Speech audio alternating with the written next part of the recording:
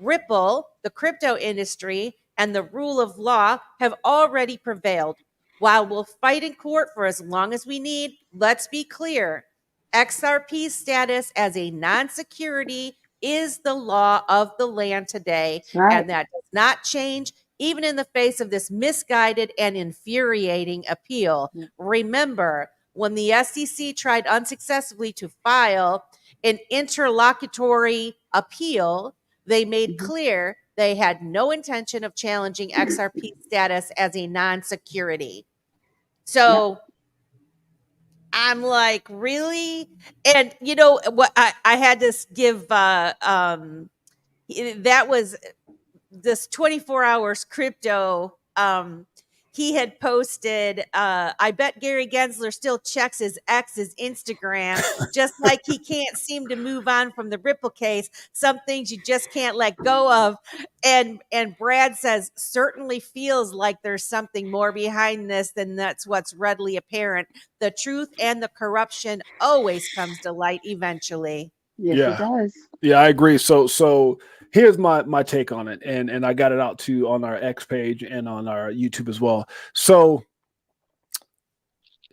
we have to go back to why was this thing filed in the first place, you know? And I shared a video here not too long ago on my X page where Brad was talking about how before all this happened, people failed to realize that Ripple at one point was number one, not Correct. number two. They were number one, and Correct. then they went to number two. And it really, you know, and we forget how much involvement the SEC had. The fact that they actually have an XRP ledger, like they've got involvement, and they knew exactly what it was created for. And then people forget that there have been offers made to buy this technology out. And so all these things are happening for a reason. I don't think it just has to do with like secondary sales. I think this is just to stifle the innovation from moving forward. I mean, obviously Ripple's doing what they're doing, but I think this is just an attempt to slow down. Can you imagine where things would have gone after October 7th? Can you imagine? I mean, let's just think about that for a second. Why did they do this? Okay, well, number one is we have RLUSD. We have Grayscale XRP Trust. You have Bitwise. You have what was the other one that just came out today besides Bitwise? The ETF. There was Bitwise and there's another one. I can't remember the name of it. Canary Capital. Canary. So those are three things. You got RLUSD. You've got, and then many others would have followed at that point. They were probably just sitting back waiting. Now think about this: is 5 days, 6 days, 7 days prior to October 7th that all this momentum starts to brew. We've got an election. We've got the whole aftermath of the halving. This would have been probably, in my opinion, one of the greatest upticks for the XRP community, because it's a spring that has been compressed for so long. So the movement would have been astronomical. And then here's the other part. Why wait till 5 days? You had 60 days to do this. You had 60 days. So why wait till 5 days if it wasn't to just totally demotivate everyone that's behind this opportunity? Yeah, it's called the final shakeout. A huge shakeout. And then, you know, and then people have to realize they have 14 days, like Metal Law Men said, again on my X page, they have 14 days to actually show why, what's the basis of this whole appeal. So that'll come out. And then, obviously I looked at what, not Jeremy Hogan, but what Fred Repulsey said in regards that this now can take this out till 2026. But obviously things can change. Gary can be gone. Trump can get elected. Things can happen. There's several things that I think there's an issue here. I think this is bad for Kamala. I think this is. I think there's a lot of different variables. And then I saw where someone was saying, "Oh God, what was the person saying here?" In regards to the timing of this. Why did they do this at this moment? It just draws up a lot of flags. and it's just hard. Oh, Brett Garlhouse, by the way, I posted this on my X as well. You guys would have to go see it. He said he was pissed. Like somebody had made a comment. He goes, what do you say here? He says, this was just literally not too long ago. He said, see if I can find it here. I was posting so much stuff, man. I've been on this, but he said, he says something along the lines that I am like, where's it at here? If I can find it. Right here. He goes, I'm not surprised. I am pissed. I am pissed that the SEC is sending our taxpayer money on a losing battle. I am pissed that they are able to act without recourse or consequence, regardless. And then in capital, we will prevail in capital letters. We for Ripple, for the XRP army, and for the crypto industry. That's crazy. That says a whole lot. And as soon as they started filing those ETFs, right? Which was seen by some as a really good news, and others are like, really skeptical of that. But the fact of the matter is, we've all been waiting for this, and like you said, it's been coiled up, ready to go. And they wait till, they didn't wait till the 11th hour, but damn near close to waiting.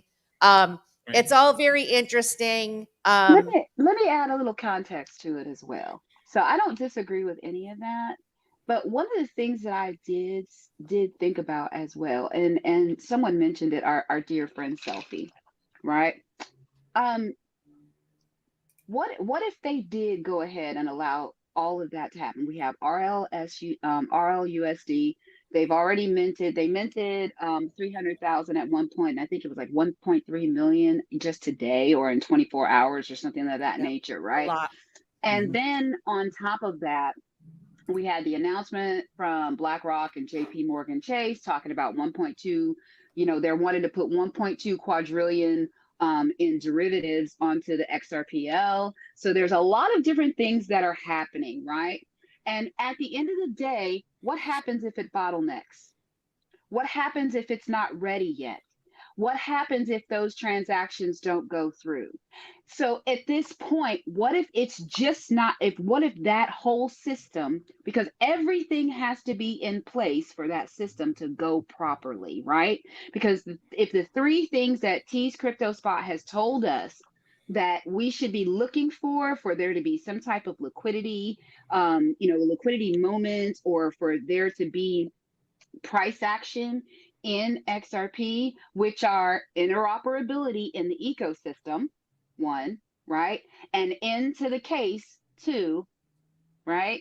And then three, the last thing that it was there was one more thing and I'm missing it. It was one more thing. And what I'm saying is at this point, we don't have those three things in place. Yeah. I get that, but what if they did it? They're doing it, right?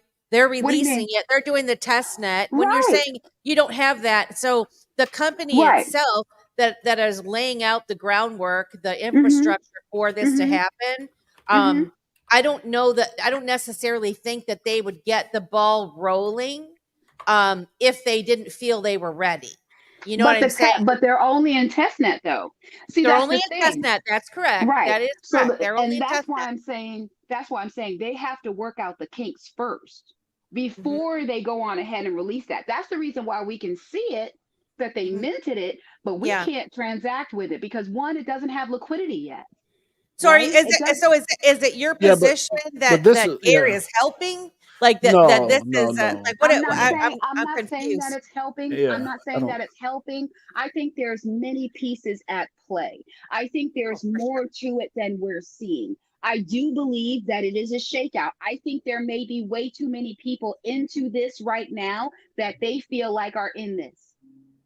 Okay, they keep on telling you. You see what I mean? And I know from looking at it from where we believe that it's going to go, they don't want that many people with it. Are you kidding me? Yeah, I think that that's, I mean, that all those things are possibilities. I don't think there's any rationalizing the corruption that's in place right now, and why this is happening. I think this is bigger than what a lot of us think. I think that this is just trying to stifle the innovation. I think the people, when you really peel back the onion, you'll see a bunch of big money players here. You'll see a lot of institutions, a lot of banking giants, a lot of people because you got to understand, a lot of times when you see companies come to the forefront and explode, like Amazon, they were just books. No one knew that they were going to do what they were going to do. But when you see a company that is going to become worth billions, if not trillions of dollars because of what they solve and what they were created for, and you see that in advance, then big money can stop that, right? You can't stop what you can't see, but when you can see it coming, you'll stop it. And when you look at Bitcoin, which a lot of people were paying attention to, and this company, this asset, should I say, XRP at one point was number one. You don't think that sent flags everywhere? Like, who in the hell are these guys? And people forget that the people who created and who created XRP, many have been attributed to the creation of, or that circle of Worked Bitcoin. on Bitcoin. Yeah. Mm-hmm. So we can't identify Satoshi because God knows if they could, he'd be in a lot of trouble. And I mean, I'm just telling you, like, that guy is smart, whoever it was, or whatever body or people it was, whatever. They're never gonna. I don't think they'll ever identify who that is, because then that's a whole nother can of worms, right? But for the company that was created to be, or the coin that was created to be better than, that can really impact everything globally, not here in the United States. Well, guess what? Yeah, you got a problem with that. And so I don't think there's any other reason they're doing this other than control. And that's what they like. They don't like not having control. Ripple would be, if you think XRP is too, I'm sorry, if you think Ethereum is too big to touch, if you think some of these other assets are too big, or like, for an example, USDT, some people feel like they're too big to touch. I don't think so. But could you imagine if XRP was really adopted for what it was created for? Oh my God, it would be one of the top, if not, like they said, it's the Amazon of crypto. Yeah. And I think at that point it would be. And so you stop it in its infancy stage, then letting it become the giant that it was meant to be. And I think that's what's going on. So it is what it is. It's unfortunate. But when I tell people like this, you have a right to be pissed. Brad is pissed. Brad says, I'm pissed. So I reserve my right to be pissed. A lot of people, like, I've had people reach out, oh, James, don't get pissed. I said, dude, I'm pissed. I'm not pissed because I hate bullies, man. I've been speaking at schools and bullying ever since my kids were small. I would be guess. I know the ingredients or the DNA of a bully. And that's exactly what the SEC and Gary Gensler, they're nothing more than big bullies. That's all it is. Yeah, I agree with you. I want to welcome some new faces that are in here. Hustle Hard Crypto says, what up, fam? Stay strong, homies. One love to you. Life with Glee is here. Hello, world. Always one away. Always one away. That's how I feel. That's Becky says, SEC head of enforcement stepping down too. Weird on the same day, or is it? Yeah. That's a good point, Becky. That's very good point. Who else we got in here? Crypto Tropics is here. And Michael's here. Michael's here. Marvin Day. We got family. Michael, it's family. I love you guys. Yeah, Michael's here. But you know, ladies, that's a great point, Melissa and Keda. I mean, think about the similarities of what Jay Clayton did. Let's do this and I'm gone. I mean, did they not just do that again? Like, do they think we're stupid or we're not seeing the same thing happen all over again? That's crazy when you think about it. It is like deja vu, isn't it? Oh my gosh. Well, just wait until that's Gary Gensler saying, now I'm gone.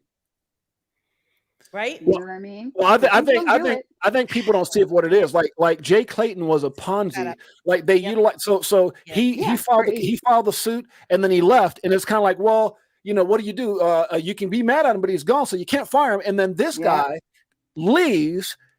This happens, appeal, and all of a sudden you're like, and then I wouldn't be surprised if the SEC said, "Oh, that was his last action before he left." I mean, this is just crazy.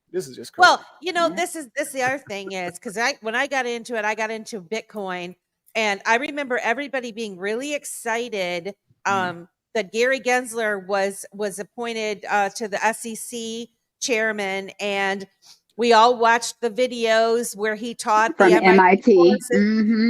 He's very well aware, and he laid it out. He told them about the pay-to-play scheme and all of that stuff. He laid it out. We were told, this was foretold. We should not be shocked.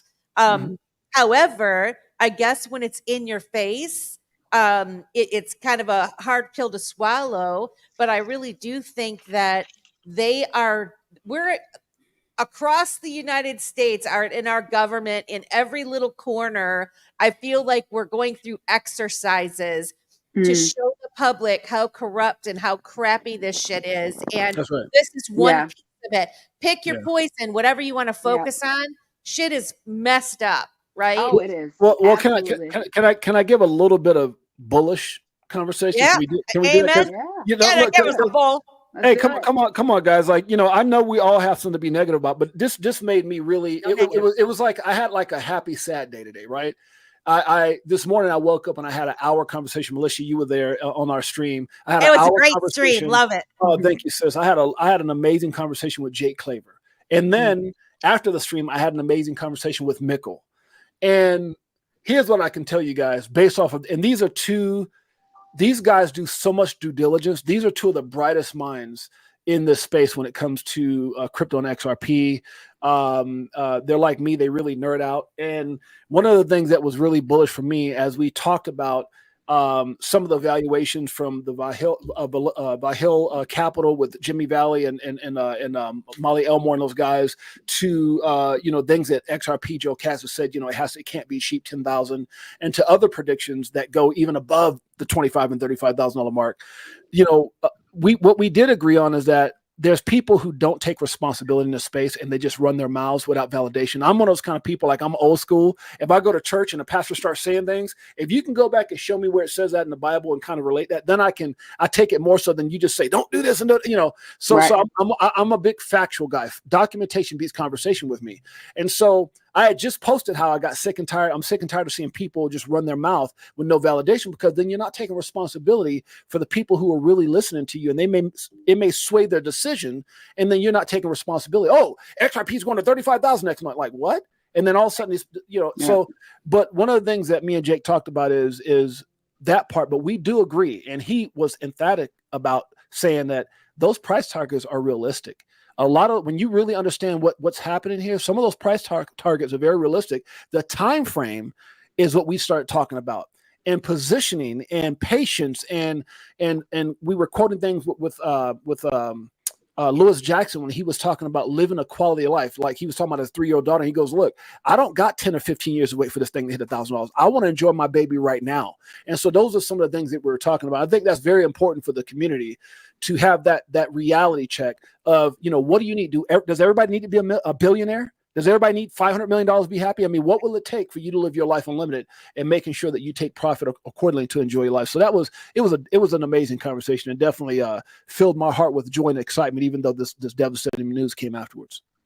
Well, that's what we say on this show a lot for us, our dip-a-toers. It's all relevant to how old you are, what's your current situation, how big of a bag you hold. There are some people that will tell you, sell this much, do this, do whatever. Right. You have to do what's best for yourself. That's right. Don't get greedy.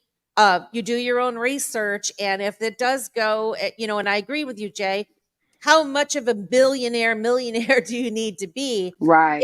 If it can improve your life, but we're talking within reason. I mean, if you got a small bag and you sell, half of it right now, just sell it knowing you might not be able to buy that half of the bag back. So it better be enough to improve the quality of your life, and like for real change. Or personally, I wouldn't do it. But now there's people that hold a lot of XRP, or some other tokens. And sure, they could sell a whole bunch of them and make, several $100,000, some maybe even $1 million, right? It's all relative into what your personal situation is. What are your expectations? Why are you invested in the first place? Are you doing it to benefit yourself, or are you doing it for legacy wealth for your family in the future? I mean, these are all really important questions to ask yourself. I don't think, and me personally, me and Jake talked about it, I don't think, and I want to hear you and Keda's opinion. First of all, let me say this. I want to enjoy my life, especially with family members like you guys. I don't know about you guys. I'm not trying to say I'm dusty, like I'm like I'm Moses, I'm that old or something like that. But I'm at an age where I want to enjoy my family. I want to enjoy my Crypto for Life family. I want to go have many more times that we had in Las Vegas this past time, right, Melissa? With you guys and with people like us, because I don't have, and I'm not saying this to be mean or like I feel like something's going to happen, but I don't want to waste 10 years waiting for $1,000. So one of the things we were talking about is not 50%.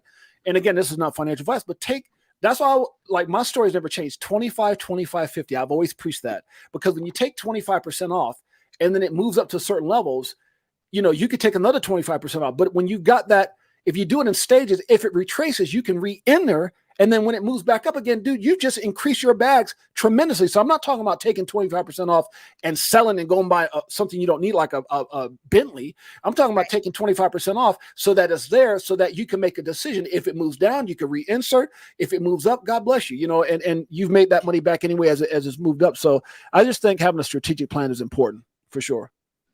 Nice. I want to say hi to Carmichael is here. Yes. What? What does the new mindset say? Well, there are active conflicts happening. Legislators can't pass a bill Yeah. to become law because the laundering of money will stop. It will now be seen on the distributed ledger. Mm. Yeah, I agree with that. That's I a agree with that. very Sorry, I valid didn't get to point. that earlier. Yeah, Yeah. that's real. Marvin Davis says, dip a toe, dip a toe. I love you, Marvin Davis. I see you Yes. all around. I appreciate Absolutely. Mr. Marvin Davis. I never met the man, but I appreciate Marvin Davis. Plus, I Yeah. like the name. I like the name Marvin Davis. Yeah. But yeah, I think it all depends on the situation that you're in now. If it can improve your life, if it can't really improve your life, like if you want to have the strategy like what Jay is talking about, where you take 25% off, put it off to the side, wait for the dip to buy back in, all of that, just realize that you are going to create tax consequences for yourself. And speaking of that, and I'm not going to talk about it too much because I have to study up on it a little bit, but I did listen to Jake Claver had Clinton Donnelly on, who is the tax guy who I've followed him for a while, and this is a real thing. Simon and I had a couple shows on taxes, and I know people don't want to talk about it, but this is really real. That they just recently approved this 1099 DA form that everyone's going to be required. Any of these crypto custodians are going to be required to provide the people that do business with them these forms. And so you want to kind of look into this. It's called Form 1099-DA. And it's all going to be about figuring out what your cost basis is. And there's something that's coming up by the end of this year. You have to make a specific election in cost basis. His website, which I have to look it up, and then I will put it in the show notes, because he's providing a free service for people to be able to easily do this, to help them organize, because right now it's kind of been Wild West. Everybody, they buy it on one exchange and then they move it into another wallet and all of these types of things. And so your cost basis is really screwed up. And after this stuff goes into effect, the IRS will just go first in, first out in that particular wallet that you sold it out of. So Right. unless you elect your tax cost basis, or how you're going to do this by the end of this year, you're going to get trapped into however they want in the event that they come after you. So it's just something that I want people to think about, where start getting a handle on all of your purchases and all of your sales. Download those spreadsheets so that you have that information. And I've said that before, just so that you have a leg to stand on in the future. And then look up Clinton Donnelly's. I think this guy happens to know a lot of what he's talking about. He's somebody that's really been dealing with the crypto space in general. Him, and then there's another guy too, that are really looking into it and What was that form defending number people. again? Somebody's It's asking. it's 1099 DA. And so 1099. basically, if for those of you who trade stocks in that, or you have investments, you'll get like a 1099B, which will have all of your cost basis in it, and what you sold and the date you sold it for. And then that determines whether you have a short-term or a long-term gain on the sale of your asset. This is something very similar, but it's specific to digital assets. Yeah. And they're going there. I mean, this is going to be phased in over 3 years. Right. And so you get into 2025, they're going to start requiring the exchanges or the custodians to provide those forms. And then 2026, boom, it's in effect. So we kind of want to prep our mindset for this. And I just wanted to give people that heads up, because I just saw it and I'm like, this is a great timely interview that Jake Claver had. And it was from yesterday, I think. So if you go to his channel, you could watch the whole interview. But I thought it was really worth talking about. Yeah, that kind of reminded me of something. My wife had a client that found out, my history in crypto, and he had asked her for my number, and she had come home one day and say, "Hey, honey, this guy is asking for your number. Do you want me to give it to him?" And after she told me why, I said no, right? But the reason he wanted advice because crypto.com. He had invested in assets, right, in crypto.com, and he wanted to buy his mother a car, right? And he's a mid-aged gentleman, and he wanted to buy his mom a new car. He had made some pretty good gains. Matter of fact, the total amount that he had I think he had maybe started off with 100,000, and it went up to 500,000. Well, crypto.com sent him a notice that the IRS had frozen his account through crypto.com, and he had to pay 98,000 in taxes just to unfreeze it, but not with the money that they froze. He had to come out the pocket with 98,000 in new money because that money was frozen by the IRS. So that to me is scary, because people have to realize these exchanges aren't your friends. At the end of the day, they're going to comply with whatever, now I don't know the whole story, but when I heard that, I said, hey, I don't want nothing to do with that. I don't want the guy, put my name out there, nothing like that. But at the end of the day, and I'm not a financial advisor, but that story kind of spooked me about exchanges and what can happen, because there's been times where I've had, $1 million on the exchange, moving it around, and I would have it have made me sick to know that they froze my money and then demanded 200,000 in taxes or something. So I'm just saying, you guys have to be super careful. Simon and I have had this debate on this show regarding taxes, and I know that there's people hate it. People think that a lot of the Bitcoiners in general think about the sovereignty thing, and they're not going to they're going to live off the grid and not have to pay. They can find you. They can find your transactions. The big concern about this, and my common sense told me that this was coming. Basically, they're going to actually have your wallet address. And so when they send these forms, the forms are going to have your wallet addresses on them. And Jake said something like he had discussions with MasterCard recently, and people were thinking that if they use coins like Monero that are the privacy coins, apparently they can still find you. They can still find your transactions and recreate everything that went down. And so I always tell everybody to do things on the caution side. If you think you're being slick, you're not. And if somebody wants to come for you, they will. If they, so I'm just not trying to be like a Debbie Downer, but I just want to put some reality and let people know. And the more advanced that we get towards that, and that's what a lot of things people were waiting for, was accounting and the taxation part of it, and having those rules in place and ready to go. Once those, then we're really going to get rolling, right? And so if you think about the timeline of how all these things, like you were saying, Keda, all these things aren't in place yet. Okay. This is a big deal what's going to happen, and there are going to be people that are going to be millionaires overnight. Absolutely. Do you think they're going to let this roll without this shit being ready to go? That part of it? Here's the thing. You can only be slick up until a certain to a certain point, because let's say, for an example, one of the things that we saw here earlier this year is they're going to start demanding KYC on like MetaMask wallets and some of these other wallets. And when they do that, there's no more hiding, because anybody can start a wallet without your information. When it comes to like MetaMask and certain wallets, you could do it with Exodus, you could do it with Trust, you could do it with Coinbase wallet. But at the end of the day, as soon as you take that money out and you try to move it around and it goes into your account or into your Cash App or into whatever, they got you. So I mean, you can only be but so slick before they're going to figure it out. And especially when these wallets start complying with whatever that demand is. Hey, we need KYC, and if they don't, then maybe your assets get frozen. So it's a very slippery slope for sure. Big Mary YT says 1099 DA is the form for brokers to report certain sale and exchange transaction of digital assets that take place beginning in calendar year 2025. Yes. Beginning in 2025, they have to report and start sending.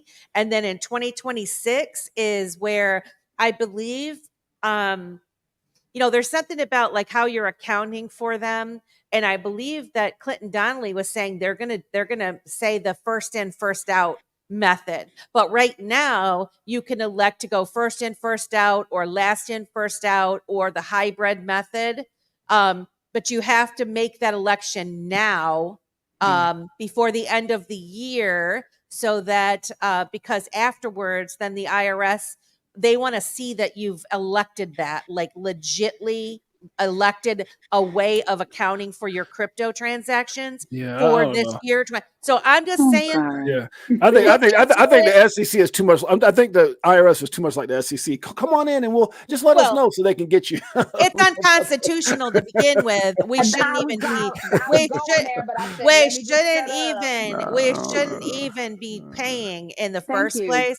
But I'm Yeah. just saying, whether, like I've always said this to Simon too. It's like no matter how you feel about it, whether you file, you don't file, whatever, Yeah, cover your ass. yeah, Even for if you sure. don't, still be ready for it, right? You see what Yeah, I'm saying? yeah. So You know what I do when people ask me, like, you guys are you're more open about this than I am. When people, if I see this, I automatically in my chat say, "Me speak no English." I mean, straight up. I don't even talk about none of this tax stuff. It's just too much. Yeah. I don't want no Yeah. responsibility for this. Yeah. Like I don't want to talk about. So what is it? Marlon Goodman. When I dip, you dip. We dip. Person blue speaking microphone. That's great. Facts. Huh? Yeah. Isn't there is a song that says that when I dip, you dip. Yeah.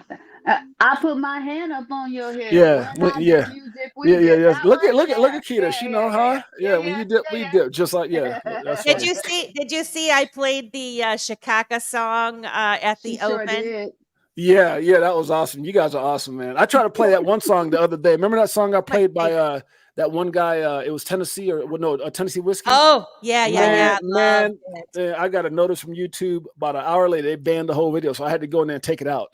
Oh, wow. Yeah. Well, you Yeah. said you figured I that figured they were gonna Yeah. they were gonna take you out on that one. Yeah. Yeah, that's a bummer. Yeah, that was a great song though. It was. We have 107 people want to welcome you guys to Dip and Toe. Please like, share, and subscribe to our channel. We're small. We're trying to grow. We're at Dip a Toe on YouTube and at Dip a Toe on Rumble. And today I'm actually streaming from my X account. And I think Jay, you said you're streaming. Yeah, X and YouTube. Yeah. Simon is late to the party this evening, but he will be coming at some point.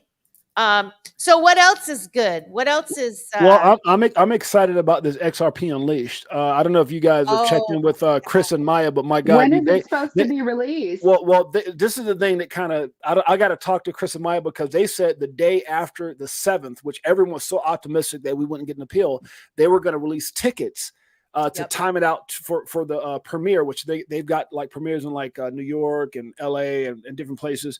And so I'm going to the premiere. My wife and I are flying into Coach JV will be there out in LA. So we'll be out there in LA. Different people are going to different, Echo's going to like Atlanta, Georgia premiere. But some of the stories they've got is bigger than what we think. Like they've never stopped the interview process since they left Las Vegas. And they said some of the things they're going to talk about is going to shock. Even lawsuits that we don't know about with the SEC is going to shock everybody. So and Maya kind of told me some stuff that I can't talk about, but it's going to be crazy. And I'm excited, obviously, because I'm in it, but it's going to be a game changer. And I'm really, really excited about it. So I want to say Crypto Navigator says, ladies and gentlemen, I'll see you in a little bit on my stream. I got to jump off, get ready for my live. We're going to be victorious this time to do a lawsuit with the community against the SEC. We want to thank you for Crypto Navigator for coming to the show. I really appreciate, especially because I know how it is when you're getting ready to prep for your own show to go into others. People, I appreciate it so much. I really, really do. I really do. Yeah, I'm super excited about the XRP Unleashed. I may or may not be in it. I probably won't be. But when I was at XRP Las Vegas, they had the booth. Yeah, they had the booth, and anybody could walk up and record something. And I was with Sean, the Baron of Beach Street. Everybody knows him. He did his video, and then I did mine. But I don't know. I don't know how I sounded. I kind of think I thought that was dope how they did. They gave everybody the opportunity It to come in was- and say where you're from, and hey, my name is this, and that was kind of dope. That was dope. yeah. Yeah. I plugged VTHO, so but I didn't know if I was allowed to or not. So I That's was like, they funny. probably won't put me in now That's because good. I said come to see VTHO show. But Well, yeah, I think it's going to be excited. the greatest documentary we ever seen because of the people. They got, the Brads, the Joe Katz, the Metal Lawman. John Deaton, who's running for. It's just going to be crazy. They got a star-studded lineup. It's going to be absolutely nuts. I don't think people are gonna. I think people are expecting it to be different than what it's going to end up being. I really do. I think they're going to be shocked when it comes out, and the information that they've presented, that they're going to present, and the people that they are having in this movie. I'm very excited, and I saw it. I think it was your interview, Jay, with Maya, where she said they had to change the way that they did it. They were going to do it as a series. Yeah, And docuseries. they had such difficulty with getting it to be published on the different platforms. And so now they're doing the self-distribution route. Yeah. Which I think is actually a better way to go anyway, really. Yeah. But now it's going to be more of a film, like did she say 2 hours? Well, it would be different if they were talking about skunk coin or beaver coin or something, but they're talking about an asset that right now the whole world has seen Gary Gensler get his ass handed to him, and the fact that there's so much controversy. You got Hester Pierce saying we knew better, we should have done this. So it's all that controversy, all the stuff that's going on. Then you got all the bullishness with XRP. You've got it's just right now the world is looking at crypto, and so anything that comes out like that, people are just going to start gravitating towards and trying to find out, the truth. And I think that's why it's going to be huge. Hey, where is the location in LA? I've got to look it up. As a matter of fact, they haven't. I don't know if they've given the theater. They sent me some information, but I'll get that to you when I or you can go to their Fruition production site. I know they named the location. I don't know if they've given the theaters yet, but I think they have locked down the theaters. They just haven't locked down the maybe the dates yet or something like that. Gotcha. And the ticket sales come on. They're supposed to be the 8th of this month. And that was based off of, so they may still do the ticket sales on the 8th or sometime this month. So, but as soon as I know, I'll post it and let everybody know. For sure. All right. Sounds like a plan. Yeah. I want to say hello to Big Watch Dude and SoFlo Digital. Thank you guys for coming to VTHO show. Absolutely. Yeah, I'm super excited for it. And now, given that what just happened, it would be maybe wouldn't it be something if she got an interview with Brad Garlinghouse now? Well, think about it's it. Not too late. It hasn't come out yet. If there was no appeal, I think this is actually bullish for them because it's bad for us. But if it was let's say there was no appeal and this thing subsided. Okay, so now you're telling the story about everything that's happened up until the 7th, and now it's kind of fading away. But now this appeal just took place, so now we're right back into the heat of the corruption again. So I think it's bullish for them. I think it's bullish for XRP Unleashed. Yeah, it's bullish. Yeah. I wish them all the success. I really do. I think it's gonna be great. I know they've put a lot of work into it. I think they're good people, and I'm interested to see what has. What's that? I see Marvin said that they're coming to Houston. Now, if they came to the DF Dub, that would be even better. I got some friends out in Texas, but yeah, I think LA's closest to us for sure. I would love to go to a live premiere. I just don't know. I don't know if I'll be able to afford to do it. Yeah, I'm in Texas. I'm in the Dallas-Fort Worth area. Yeah, but see, that's what I'm saying. Like anything like Dallas to LA or Dallas to where are you at, Melissa? I'm in Michigan. I'm in the mitten. I don't know. I'm in the mitten space. What is close to Canada, Ohio. Canada, Ohio. Oh, you're close to Canada? I just had a deja. Can I just tell you how I had a deja vu? Didn't we talk about this before? We literally, somebody asked you where you're from, and you were like the Mitt. Yeah. but I can't. I kid you not. That's a deja vu moment. I kid That's you funny. not. That's That's funny. crazy. That's funny. That's so funny. But But I it just mean, wasn't you. yeah, it's I wherever it would be expensive for me to go, but I Yeah. so want to because I think it'd be so awesome to I mean, it'd be a celebration, right? Yeah. To go and watch the movie. Yeah. So, but it's kind of coming up quick and then it's close to Christmas and Yeah. all that money and we got all this crazy stuff going on to where Yep. it's like, do I spend the money on that right now? Probably not a good Right. idea. Yeah. But I'll definitely be watching. I'll buy a live stream ticket and I'll watch it. Oh, Maybe absolutely. I'll have a watch party or something. Oh, I'm sure they will. I'm sure they will. Did you hear about this solar flare? Do you think that had anything to do with the Bank of America outages today? I don't know, but that's crazy. To look up and see your account at zero. I'm like, Man, whoa. well, here's the crazy part. Like it didn't even say zero. It just said nothing. And then, but the thing is if you clicked on the account, you could see what was in your account. Huh? Yeah. Uh-huh. So I have BOA. Oh, So see, I when don't. you I don't. see, Yeah. like when you open up your actual account, like say you have the app and you open it Mhm. up, like it'll have dashes there. They didn't have zeros, it just had dashes.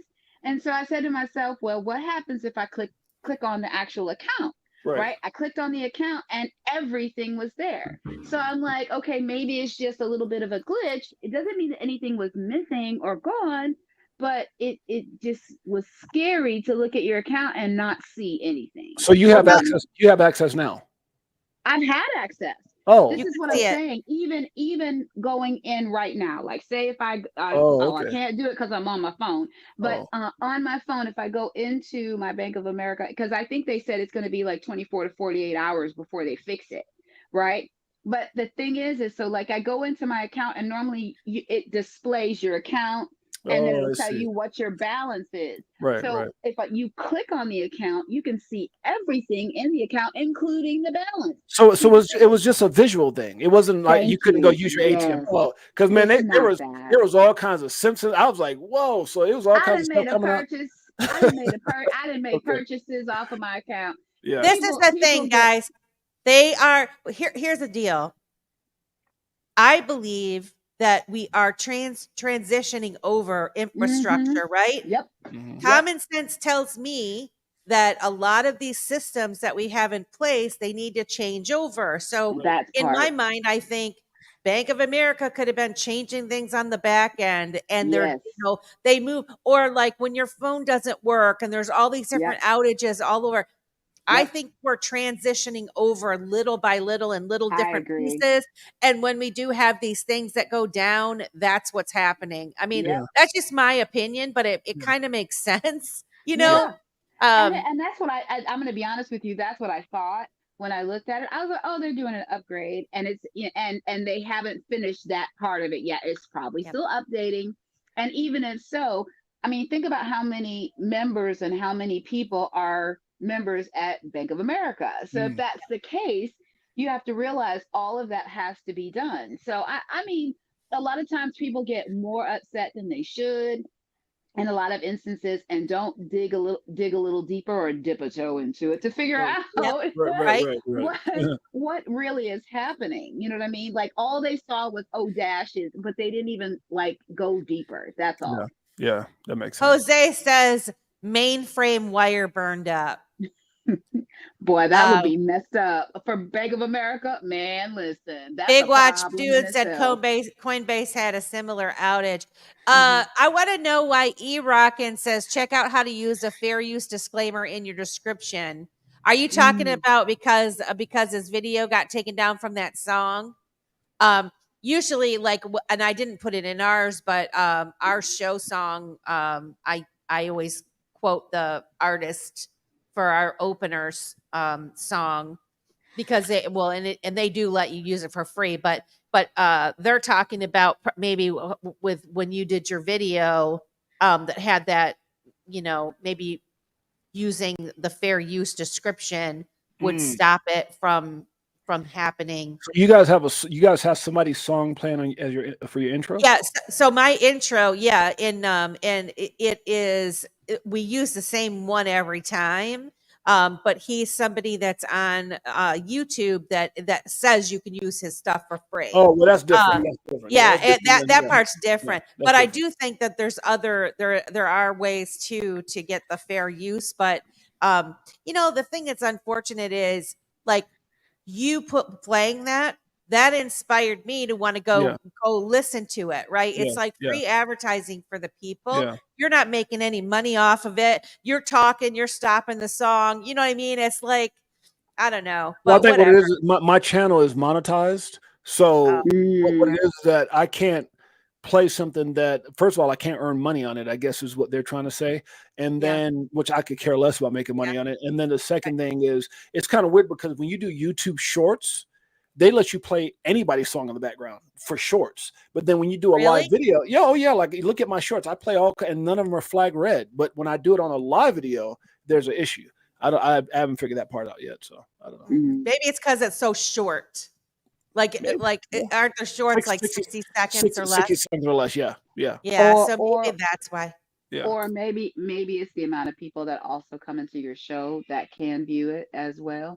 Remember when we were doing Ladies Night and it was dun dun dun dun, and then and it would play. Well, that was only an intro, so all of those videos are flag or checked with a red mark, which means I can't monetize them, but they still let the public see them because it was such a small amount of time. But with that Tennessee whiskey, I played the whole doggone thing, and so the whole I had to do is I had to go into YouTube Studio and edit where they cut the song part out. And then they pieced my video together, and so it's still up. It's back up now, but they had actually took the whole thing down, and now it's back up because I took the song out. Yeah. Wow. You were able to do that within YouTube? You were able to cut the song out in the middle, or you had to re-upload it? No. It's called YouTube Studio, where I go and check out. You can see how much money you've made. You see all this, whatever it is, like all these different things for influencers. So it just gave me an option to say, it was banned, why it was banned, and then you just hit a button, and then it says, would you like to cut this out to access your video? And then I put yes, cut it out, and so they trimmed it out, and I want to do it with a bunch of they trimmed it out for you. They do it for you. They make it where it's compliant again. Yes. I've never had that happen. I mean, I got the YouTube Studio and all of that, but I've never. Oh, they shut my channel down 3 times. Yeah, well, I did. On our Beyond the Brink show, I played a video of somebody speaking another language, and it had to do with about the children, and it was a controversial. I shouldn't have played it. Let's put it that way. I'll never do it again. I will never play a video clip of somebody speaking non-English and I don't know what they're saying. No, and they have the words coming underneath it. Because if I don't know what that is, if I don't know that it's been translated correctly, then I'm posting misinformation if it's wrong, right? So I don't ever want to do that again. It's not worth it. And there's a lot of people that post controversial stuff in that. And I feel like you could spread information without going over the edge and being. I just don't get how they chastise those of us who are doing things for the right reason. Like I one time I posted these 2 little kids from America's Got Talent, and they were rapping and singing about bullying, and I got hit hard for that. And I'm like, because my channel's not, I guess, kid friendly, because you have to check the box if it's kid friendly or not, because we curse sometimes, whatever. But then you got these people that are just straight up beating each other and doing all. I almost get sick when I look at X and YouTube. I'm almost tired. I wish there was a way I could just somehow click like all violent material, because it's not just the beating up, dude. They show some really crazy stuff. They show some nasty stuff. Oh my God, bro. Like and even people like dying, just crazy. And I'm like, yo, I don't see people getting shot. I mean, it's just crazy. I don't like negativity like that anyway. So me neither. And you're right, Jay, because those channels are still up. I actually also had I had World Be Free YouTube channel, and I didn't really post any videos, but I had a hell of a playlist and I had a lot of followers. Yeah. And it was back in the day, and there was this Stormy Joe or something had some videos, and they were political. They were slightly political. Anyway, he said everybody could upload and repost these videos, and so I did on my channel. I didn't really post any other videos or whatever, but they deleted my account, like straight up deleted my whole thing And I was devastated. All my research, everything that I had saved, it took me a long time to get up to the amount of followers I had. And I'm like, I'm a good person. I wasn't trying to do anything wrong, malicious. and I was so upset. And important. then I'm like, just get back on the horse, girlfriend. Yeah. Get back on the learn your lessons and realize that you didn't create that platform. YouTube did. Their rules, their platform, their rules. I don't pay to be part of YouTube. If I was paying, I'd be pissed, right? That's right. Yeah. That's right. But I'm not paying. They don't owe me. They don't owe me anything. So Shish kebab. I gotta follow. I gotta follow the shish kebab rules. Yeah, shish kebab rule. There you go. There you go. We all do, right? Hey, ladies, I appreciate you guys and for having me on, Big Bro Jay, and appreciate you guys, my sisters, my Chicago Coin family. Yeah. I promise. Get you some Chicago. Get you some Chicago. I love you guys, and I told Crypto Navigator I would come on the show, so I'm mosey my butt over there. But it's been fun to all you guys that are here. Continue to support my sisters, Melissa with VTHO and Keda with Hanging with Keda. Is it? Yeah. So guys, keep it 100. Keeping it 100 with Keda. Are you still? Are you back? Well, you back on Thursdays? I'm back. Right? Yeah. Okay, I'm back on Thursday. We'll be doing a show tomorrow night at 7. Okay. And so we'll be hanging out there, and we'll be just going through the things of the world. Well, I have to get over there and make sure I dip a toe into your stream as well. Yes, sir. Yeah. Come on. Thanks so much, Jay. We love you. We'll talk to you soon. Much love, sis. We appreciate you guys. Yep. Okay. All right. Bye-bye. Love, peace, and hair grease. Talk to you later. Oh, that was so awesome. I'm so glad. New mindset. Red October going down. It is. Wait. Hello. Wait. We only 2 days into the daggone month, and yesterday was shenanigans.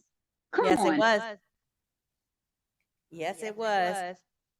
Ooh, I wonder why I got the echo. Hold on a second. I'm gonna leave and come back. Is that better? Nope. It's you, maybe. Can't hear you. Nope.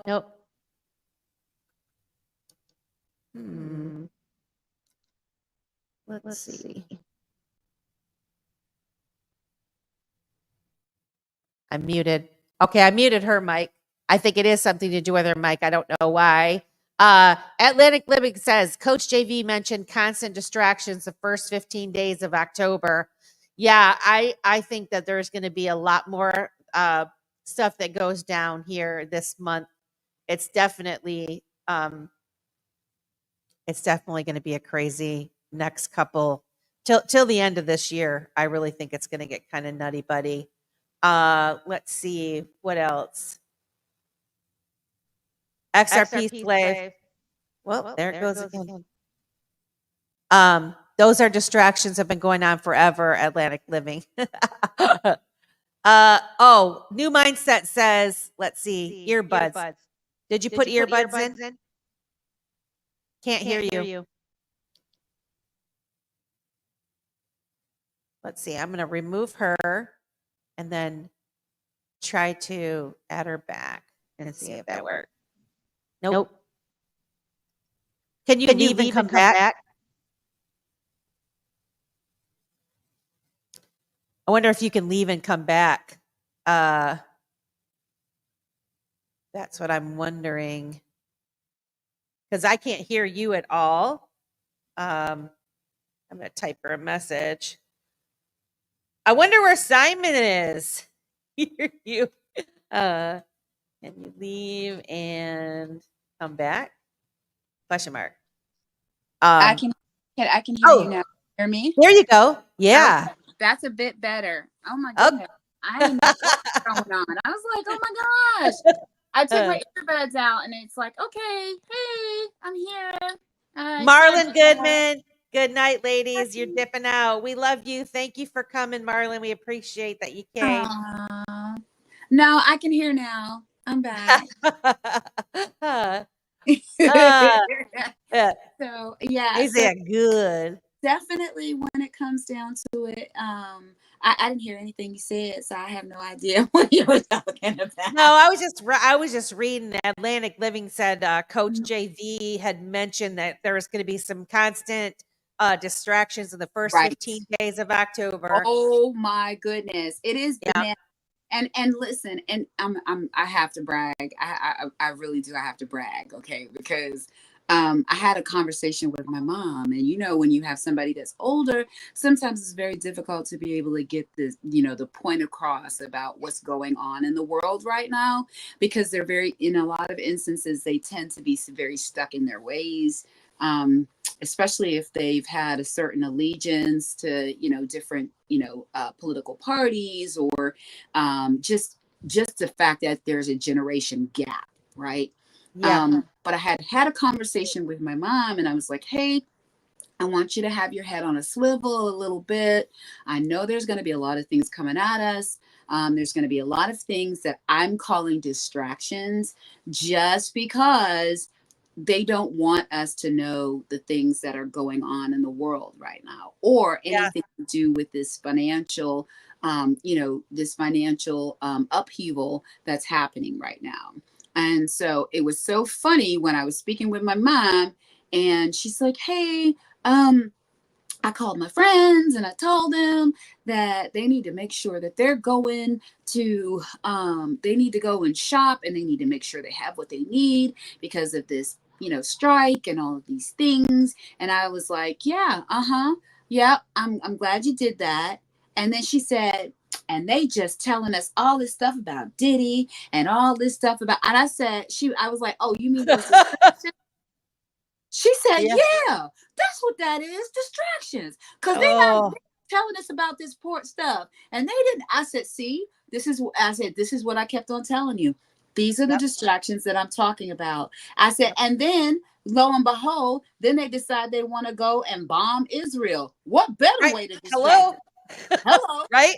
I mean, we got a flood that we can't tell whether or not that's man-made or not. We got a daggone war that ain't ours to fight, and now we up here doing it. You know what I mean? And then on top of it, we got Biden coming back talking about, well, you know, the taxpayers gonna have to pay for this North Carolina flood, you know, because that's gonna take a whole lot of money. Man, listen, okay. Hey, did you hear Kamala said it, she was getting them $750? Really? Listen. Come on. I'm sure she meant $750 a person. You see my face, right? Oh yeah, I cannot right now. And this is the reason why, you know, when I tell people who are coming into and dipping a toe into crypto, I think it's very important that people start to realize the type of distractions that we're getting right now, right? What crazy. A distraction. Man. What a distraction the appeal is, right? Right. Because the way that they have to have different flavors, like New Mindset says. Question: in our lifetime, have you ever seen this much distraction in your life? Never. In one time? No. Never. It's not at one time. It's a pick your flavor. They got to have everybody distracted. Have everybody. Exactly. And that's why when it comes at me, I call it for exactly what it is. Yep. Right. And let's not even talk about the election, because the election is a whole nother distraction. Okay.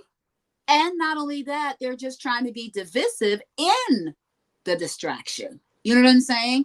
They're trying to divide people. And crazy enough, when you sit and you look at it, I literally have been looking at all sides. You know what I mean?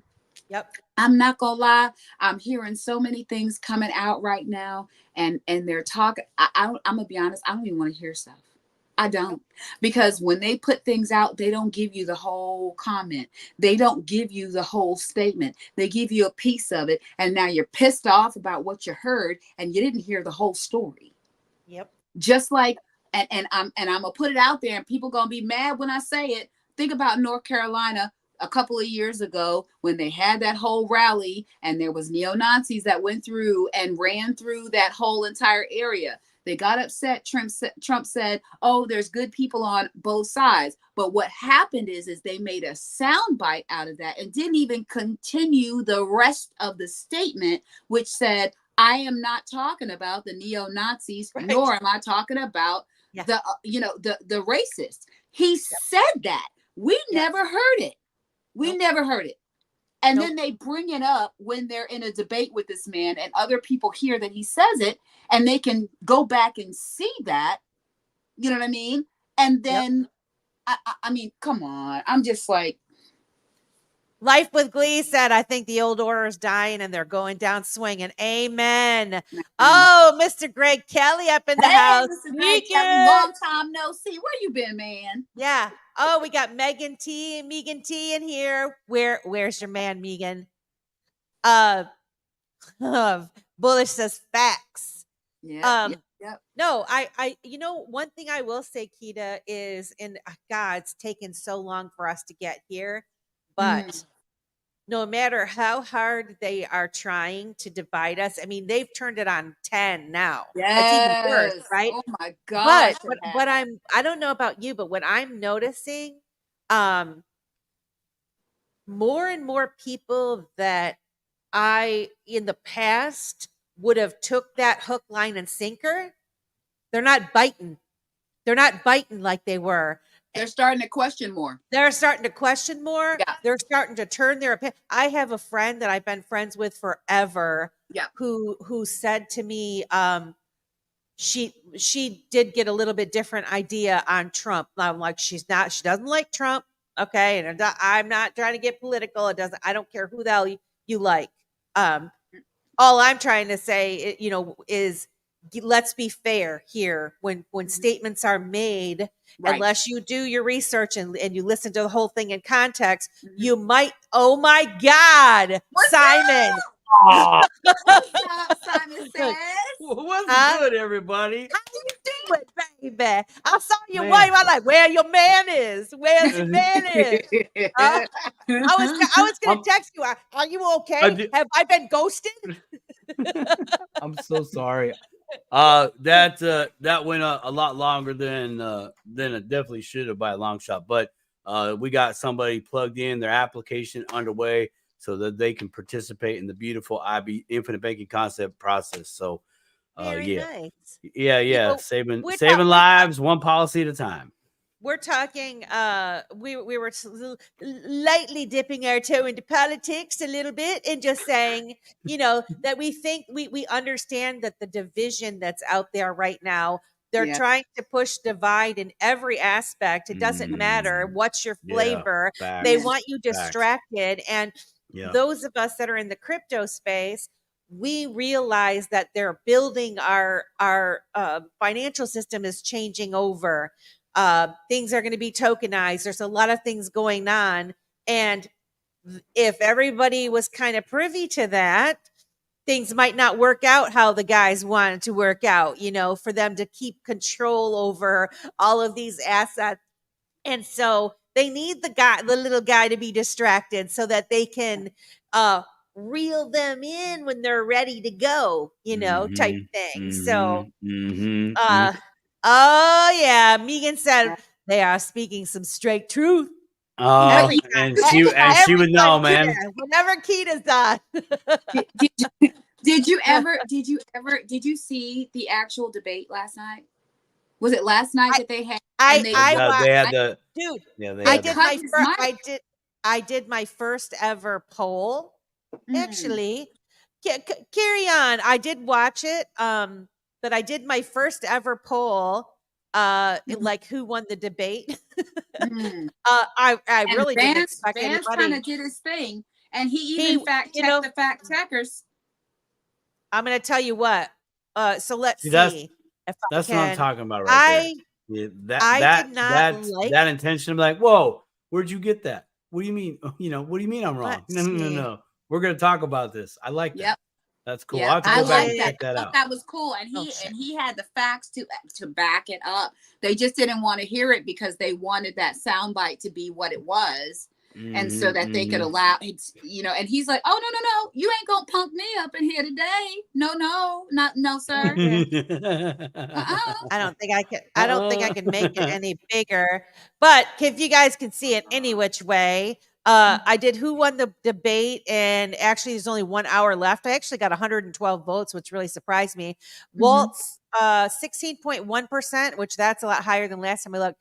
69.6% said Vance won, 2.7% said it was a tie, and 11.6% didn't watch.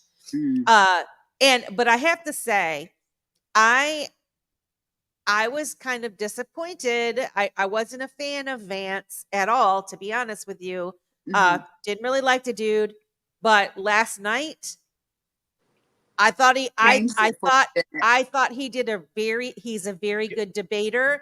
And I actually was, even though, you know, I'm not a fan of Waltz, but what I did appreciate was two people in a debate that actually, they were kind to each other. They let each other talk. There was a little bit of, you know, back and forth, but for the most part, they did show like there was some agreement on certain issues and whatnot.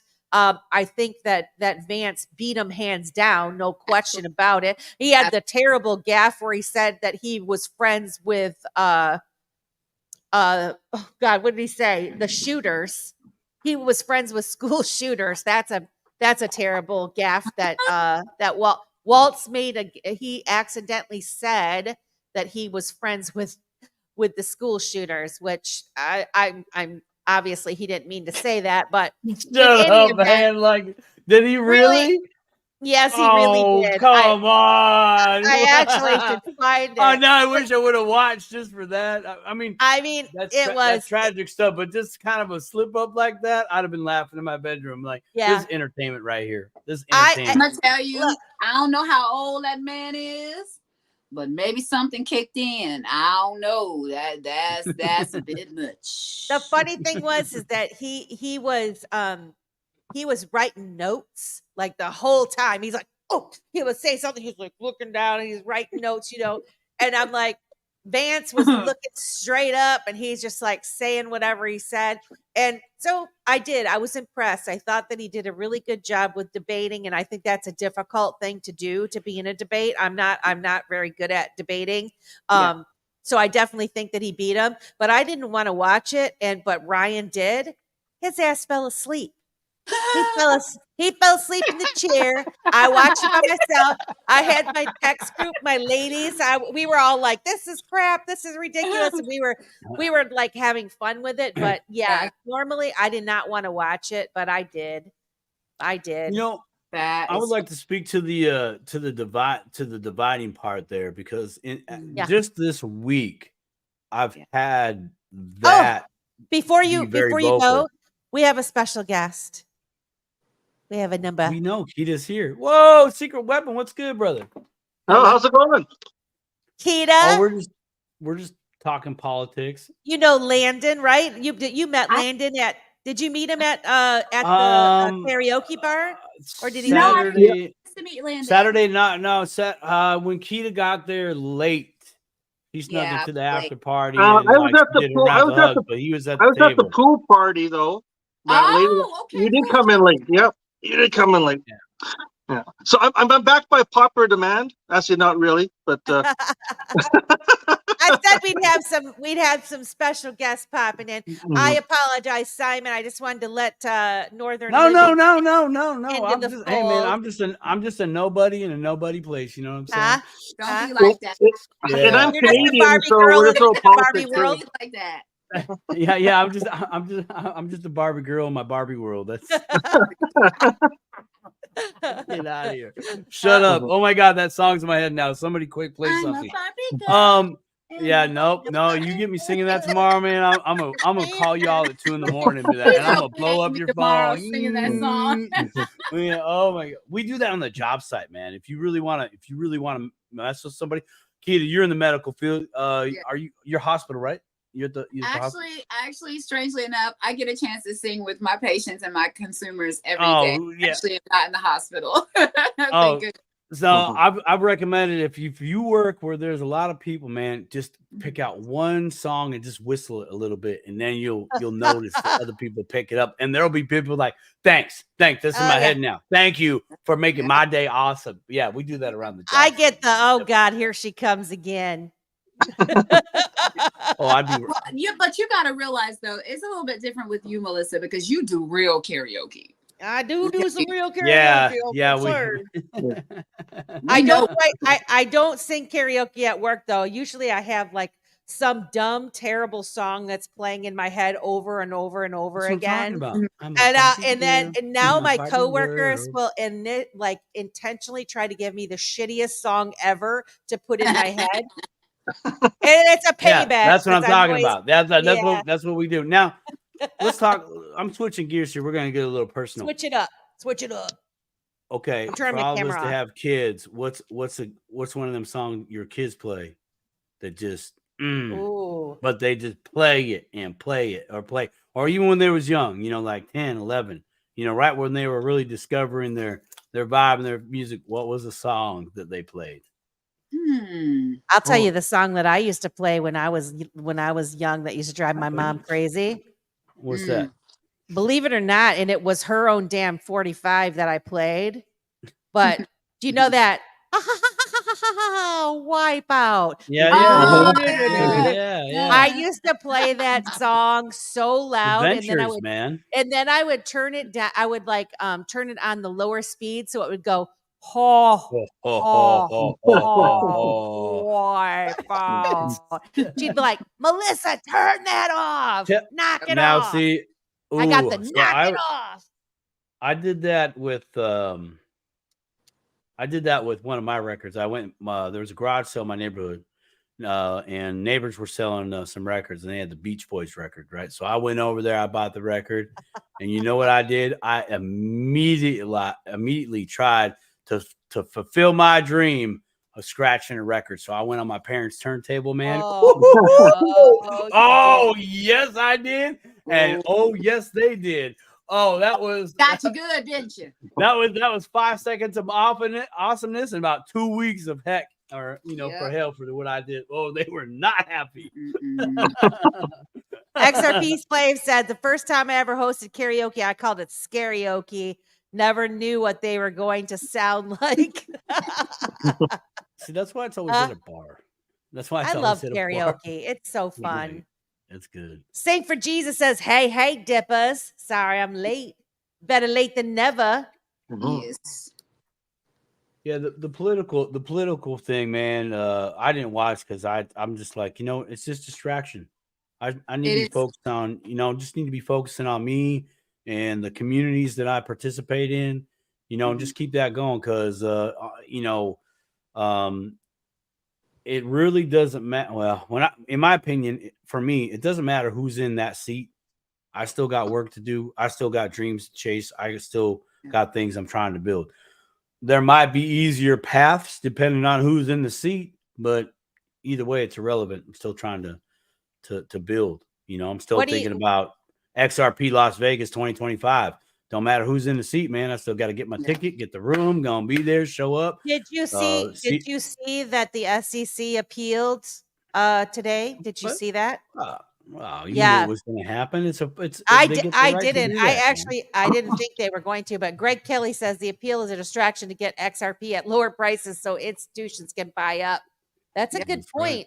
That's a good point, Greg. Yep. Yeah, because think about it. Are they gonna try to buy it when it is like $10,000, or they're gonna try and buy it when it's 30 cents, 40 cents? Low. How low can you? But all that's doing for me is giving me some extra time. Can you go? Thank you, Gary. What do you think, Landon? Well, I thought it was interesting too that we had Bitwise come out. And they officially filed their ETF and also put their S1 in, so that was full. And then there was another one that put in also this morning. Canary. And they're kind of they're sub, like they're affiliated with Valkyrie, which is affiliated with Coinbase and would be in YMelon. So they had all this wonderful information coming out about XRP, and they're like, whoa, time out. We gotta stop this here. And but I guess what I think the pause I look at it is that we know that the coin itself is not a security. It's a currency, it has legal clarity. So whatever happens in the court case, that's still between Ripple and the SEC. We know that. I mean, obviously Ripple does a lot of work with the XRP, but there's more people using the XRPL than just Ripple, right? There's more things on there. And a really good point I've heard many times is when the court case got dropped, what happened? I think XRP went down like to 17 cents, 20 cents. Well, in the last bull run, with only one exchange on the US selling it, and that's it still did a 1,200% return. So if it's this time around with legal clarity and multiple exchanges having it, there's nothing that's going to change it, whether this SEC thing goes into 2025. That's my opinion. So I second that. I totally second that, because you could I look at any chart, and I mean, charts can show behavior patterns. You just go back and look at it, and you can see, hey, there was this event and there was this thing. It's like, yeah, but was that the cause, or was that more of just the cover fire per se? And it's kind of, the truth will out. And so I'm very much on board with retesting all-time highs. It's on the table. It's on the table. Is it this bull run? Well, we got to wait for the big dogs to make it run. Because the you, me, and the goalpost, man, we already in. We're on the field. We got our Gatorade bottles full to the brim. I mean, we're ready. We are stretched and flexed out. We've done thrown the ball multiple times. We're here. We're just waiting for the refs to get on the field. Like, come on, man. They're gonna show and what, the rest of the world? The rest of the world, Singapore, the UAE, they just announced their big partnership with their banking consortium. Yeah. I mean, things are happening whether it happens in the US or not.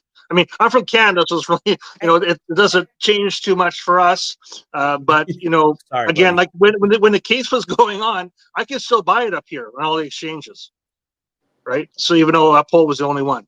So, like I said, I'm not too worried. Yeah, it was a disappointment. I'm like everybody else. Like, I saw your post, Melissa. That was good. I don't want to repeat it for all the children involved. But I was disappointed initially, because I thought, like you, with what I saw with the in front of Congress, what they did with with all the participants there, and how they kind of shined them a little bit. I thought, well, maybe they're gonna let this go, but unfortunately, they didn't. But hey, I'm like everybody else. I may have got some of the dip. No. Just saying. So.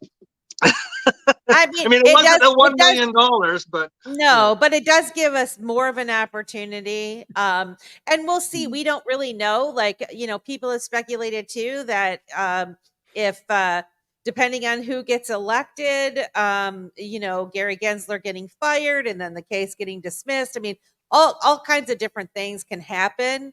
I did see some timelines out there that's stretching it into 2026, which, that's disappointing to think about, especially when, folks have been waiting so patiently and dealing with this. But I mean, it's going to happen when it happens, and it's nothing to get overly stressed out about. And we can just look at it like it's another opportunity for us to buy it at low prices, because once it does rip, I believe you're right, Landon, that like when it's ready to go, it's going to go. I mean, it's going to go. And I don't think it's going to go backwards. Yeah. And when we least expect it. Right. I really think it is going to be one of those things where, even though I'm mentally preparing myself, I don't think that I'm fully mentally prepared for it to happen. I mean, I want to touch on that because you're not okay. So I think I am, but I'm going to admit I'm not. Let's rewind to your salty crypto trade that you had. way back in the day, right? Oh. So yeah. Oh well, okay, all right. I know I'm gonna pour salt on an open wound. Big old wounds up. And I do know it. I looked at the price today and I'm still pissed. You're not the only one that's told me that they're pissed about the price on a coin today, and I get it. But were you, Melissa, when you got into crypto, okay, did you get in before 2020?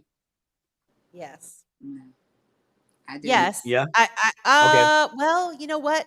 Not before legit. 2019. Not, so basically 2019. Not for real though. For real, it was 2020. Yeah. Okay. So you got in, you got some in, but you weren't as aware to markets. Right. And I did not know right? what I was doing. So, exactly. Okay. So I'm bringing that up because you've never experienced the moonshot.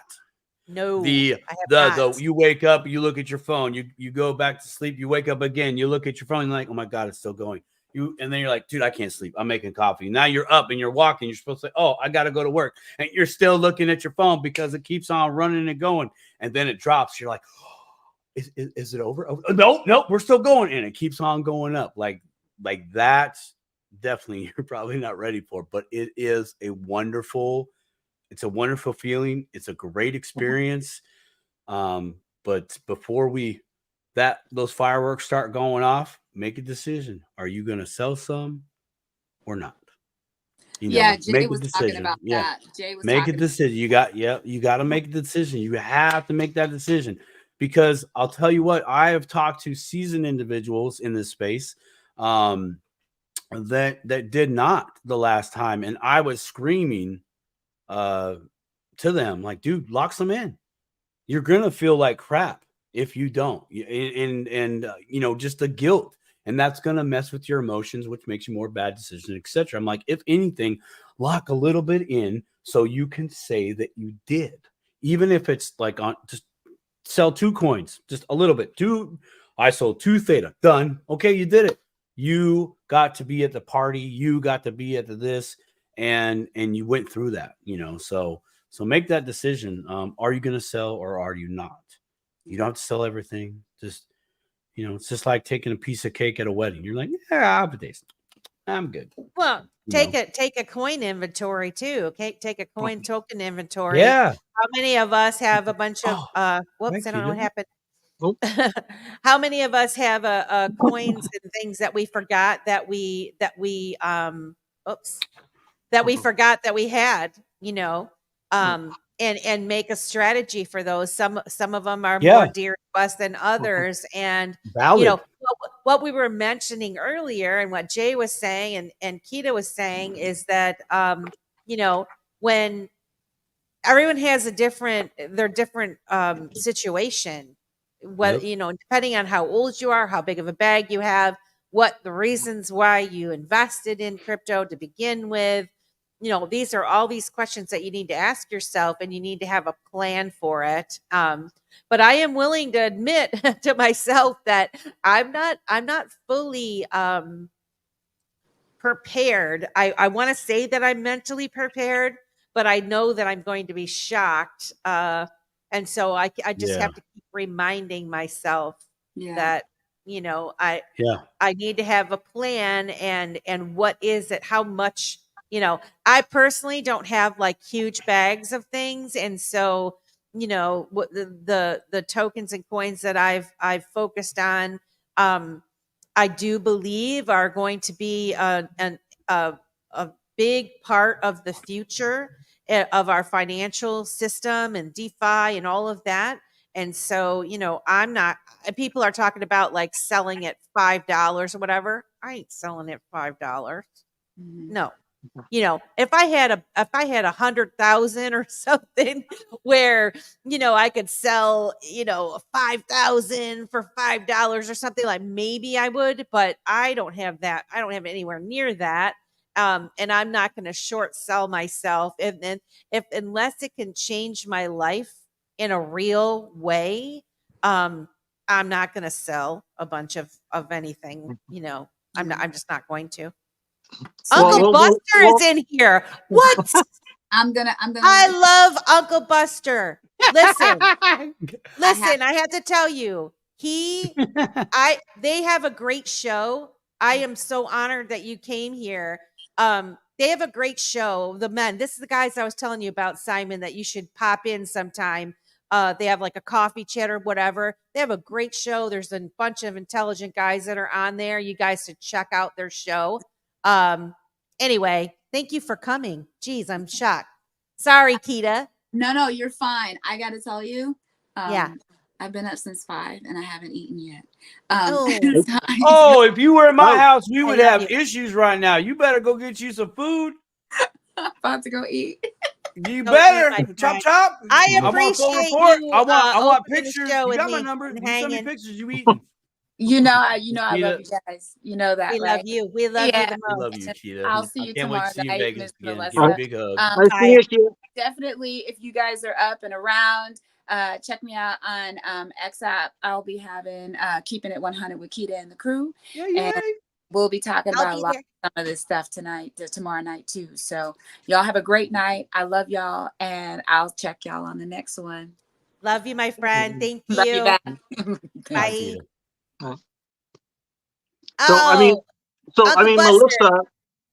Melissa, I mean, you're only 20, so you got lots of time to really hold those coins, right? I'm just a baby.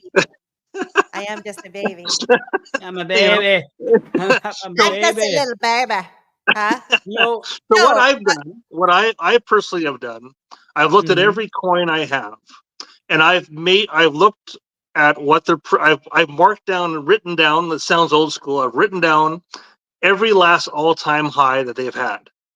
So I have looked at what I have and what they have and what they were.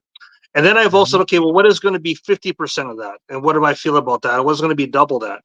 And I looked and said, okay, where do I want to be and what am I going to take? I mean, obviously Bitcoin's back kind of about its all-time high. We're looking for to go higher. But for all the other altcoins that are out there, that's something I've done to try to give myself some mental perspective, because when things start moving, you need to know where these things are in the stream of time, right? Like, I mean, XRP is easy for most of us because we followed so long. We're like, oh yeah, it was at $3 and something.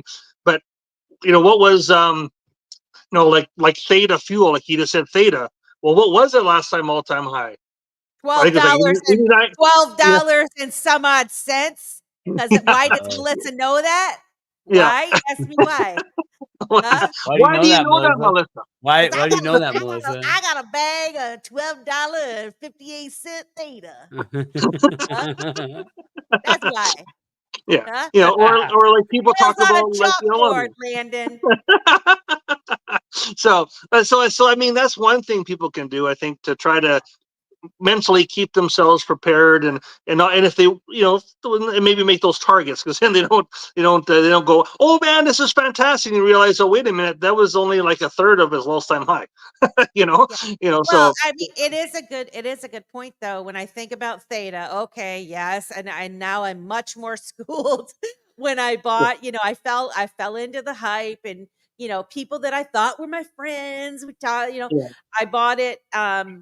I could have bought something so much better, but in it, yeah, exactly. Oh, baby, you got what I need. I'm taking a point on that. That's a point. You started it. No, but I mean, it's 12 times, and I think about any of my little bags of whatever, if I made 12 times my money, well, that would be freaking awesome, right? Yeah.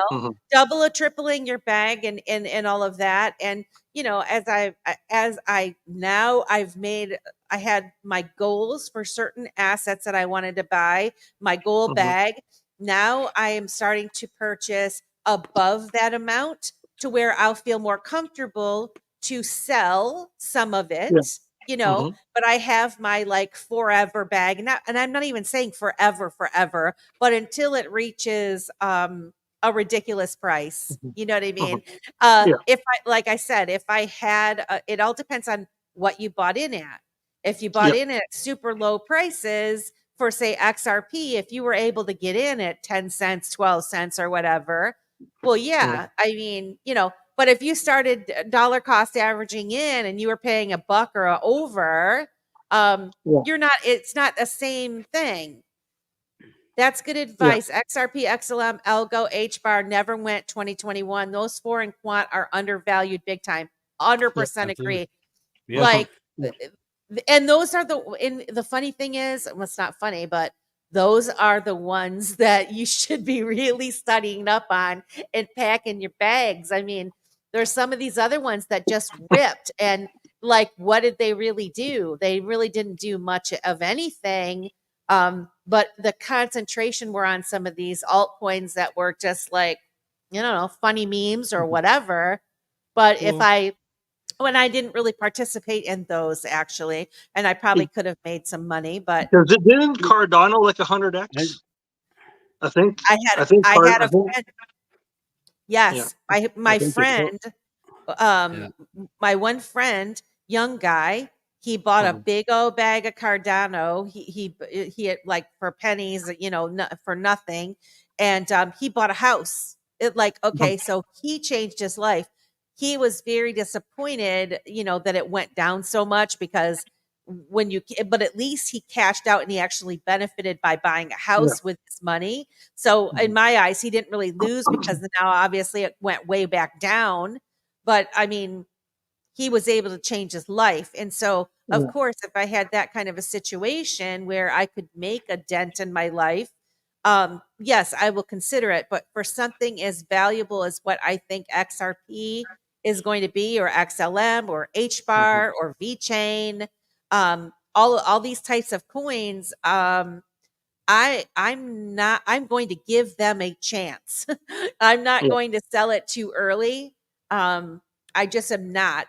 I think it would be a mistake to sell it at $3. I mean, no, that's nothing. I'm willing to gamble and wait.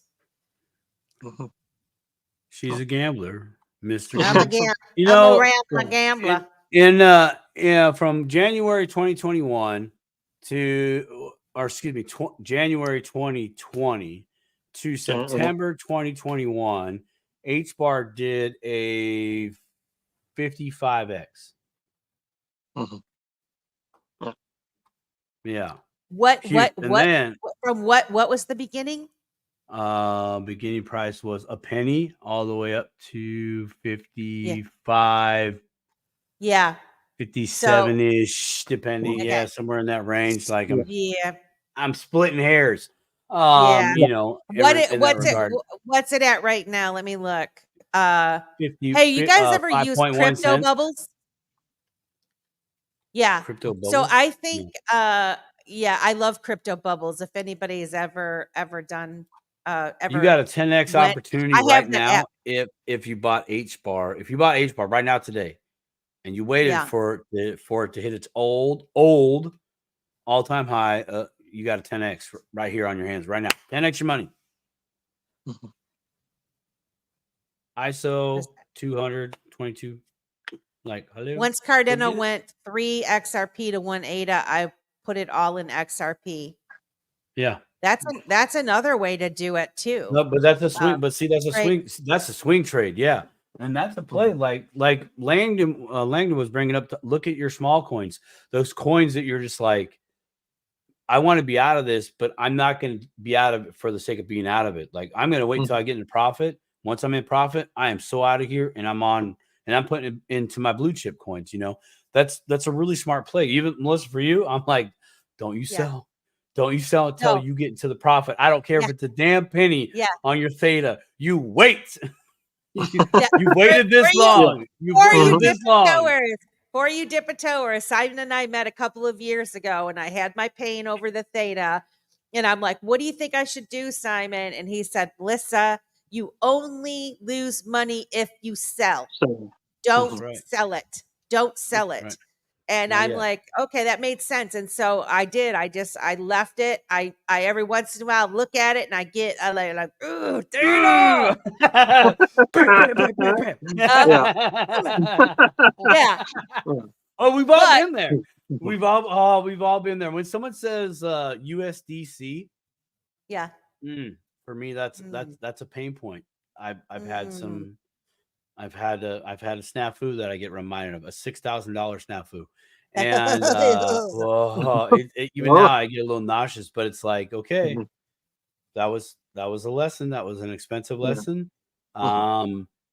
But I prayed somehow, some way, someone gets access to that wallet and does some damn good, Oh boy. to it. Oh yeah, yeah. I mean, But my yeah, thought it's relatable. process a little bit is, I mean, obviously I'm with Melissa a bit. I mean, I like to, if I do sell something, is to make some life changes. But I Sure. mean, but I'm also have a little bit of faith in that in the future there's going to be some sort of DeFi or some stuff where we can actually make some money on what we keep, right? Yeah. Oh Like yeah, you can do that right now. Yeah. yeah. Yeah, and I mean, if the cycle goes in a cycle, like some people, I mean, if utility doesn't become what we hope it's going to be, and it does its run and it does its coming back down at some point, you know, you're going to have I think there's a lot of option to make money in a bear market with DeFi. Oh In yeah. a bull market, DeFi is dangerous. That's real dangerous, right? But I think that I'm hoping that if I sell something to pay off some debts, that's kind of like if I could pay off my house, that's life changing, right? Yep. And then have something left over to maybe buy back in or do some DeFi or maybe some sort of staking. But I mean, I'm not trying to go risky. Like there's lots of risky stuff out there, but I'm thinking something that's reasonable, right? Yeah. Right. Yep. So, and that's hard I to mean, find right now. just to sell it is silly because it does create a tax situation when you Yeah. do sell, into fiat. So if you are planning on doing that, please make a plan. Mhm. Simon's doing the whole infinite banking concept deal. You have to watch Yeah. his show with Alan, Mhm. Staple of the Staple Crew, and Simon on Simon Says Crypto. They go live every week and talk about the infinite banking concept and how you can get your money to work for yourself and be Yeah. your own bank. I'm an advocate, and I know a lot of people, they don't like it, but if you want to play in taxes or like you're following the rules and all that kind of stuff. I mean, if you did sell, that you can contribute to a 401k Roth. And there are those opportunities where you can grow your money tax free. And so say you wanted to take a couple grand or 20 grand or whatever the limit is for you to be able to put in that year into a Roth, maybe you do something like that with it. But for God's sakes, don't just take it out and owe taxes and not have a place for it to go. Don't make that kind of a mistake. Then that's my opinion. Don't buy a car with it or something like that if you don't. I mean, unless you really needed a car, but like Simon's got the whole infinite banking thing where you can put it Oh, dude, into a I would say don't do policy and that. then borrow Don't do your that. I'm money going to and show then you you something still have different. access to your money. It's I mean, really there's cool. I'm telling you, it's I really mean, cool. really start thinking about these things though, because it is coming. The window is closing, and not trying to say like be fearful or anything like that, but I mean, we have such an incredible opportunity, and we are smart enough to figure this shit out. Mhm. I see so many people across this space. There's so many different personalities from all walks of life, and you guys are some of the smartest people I've ever met, ever. And I'm so proud of everybody that I meet for taking the initiative to learn and to help and teach each other. I mean, I freaking love you guys. I just do. I think you guys are awesome. So that's all I have to say about that. 15 minutes of inspiration. We didn't even do that. We didn't even do that today. I played the Chicago really? song. Oh man, I thought you would have. I No. thought you would have done it. Like, Keda, you coming Keda on? came in at the last minute. I was like, well, this is gonna be a first. I'm gonna open the show by myself, and I'm gonna be like talking to nobody, But she came in. So She's like, sorry. you didn't think I was Good. gonna show up? I'm like, no, I knew you were gonna show up. I just didn't Actually, know when. I knew you were going to show up, but I'm so grateful it's now and not the 30 minutes later into the future I thought it was going to be. And Landon's like, I'm gonna be late. I'm like, oh, there's no problem. Come whenever. Everybody's being late today, so just whatever, get in the seat. Yeah. No, this was really fun. I mean, Jay came, of Crypto Jay came. Oh, yeah. Okay, cool. Stayed for a while. Cool. So yeah, it's been really nice.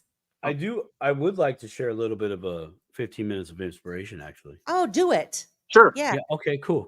All right.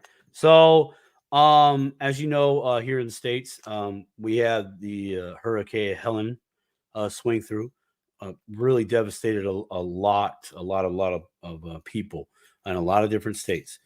And recently, Becky, who's in our chat, she knows Melody Wright.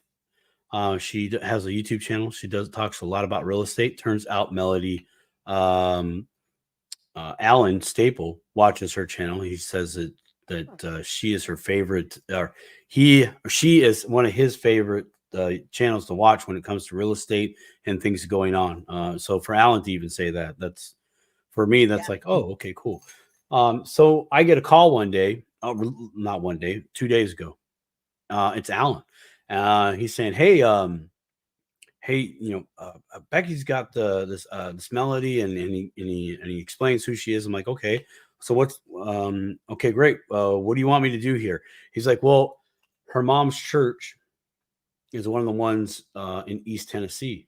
I was like, oh, okay. So all right, well, tell me more. He's like, well, Becky's trying to see if, how we can, the cryptocurrency community can help out with some of their liquidity issues, because apparently they're using checks or doing other means to just send money, like a GoFundMe and this and that. And I know the GoFundMe has its drawbacks, right? Yeah. And they take a cut. I was like, yeah, what the fuck?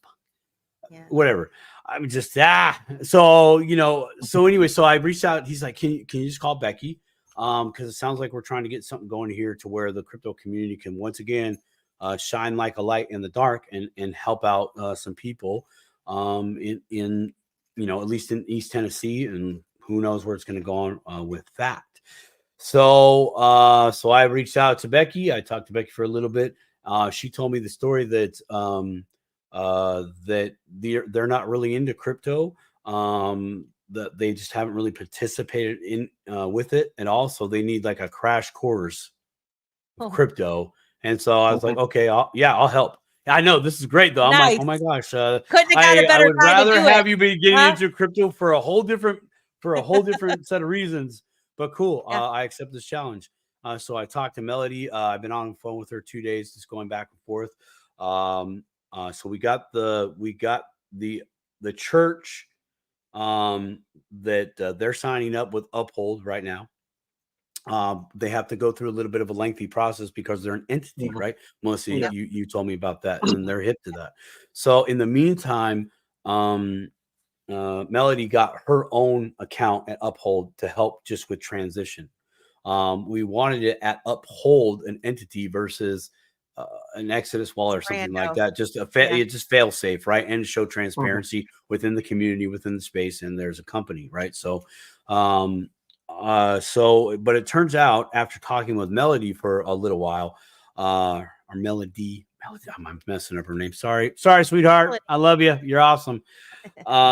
She really is, like, for everything that's going on, she's just not skipping a beat. She's never really been into crypto, but she's been into fintech. She's on a mission. She's into fintech.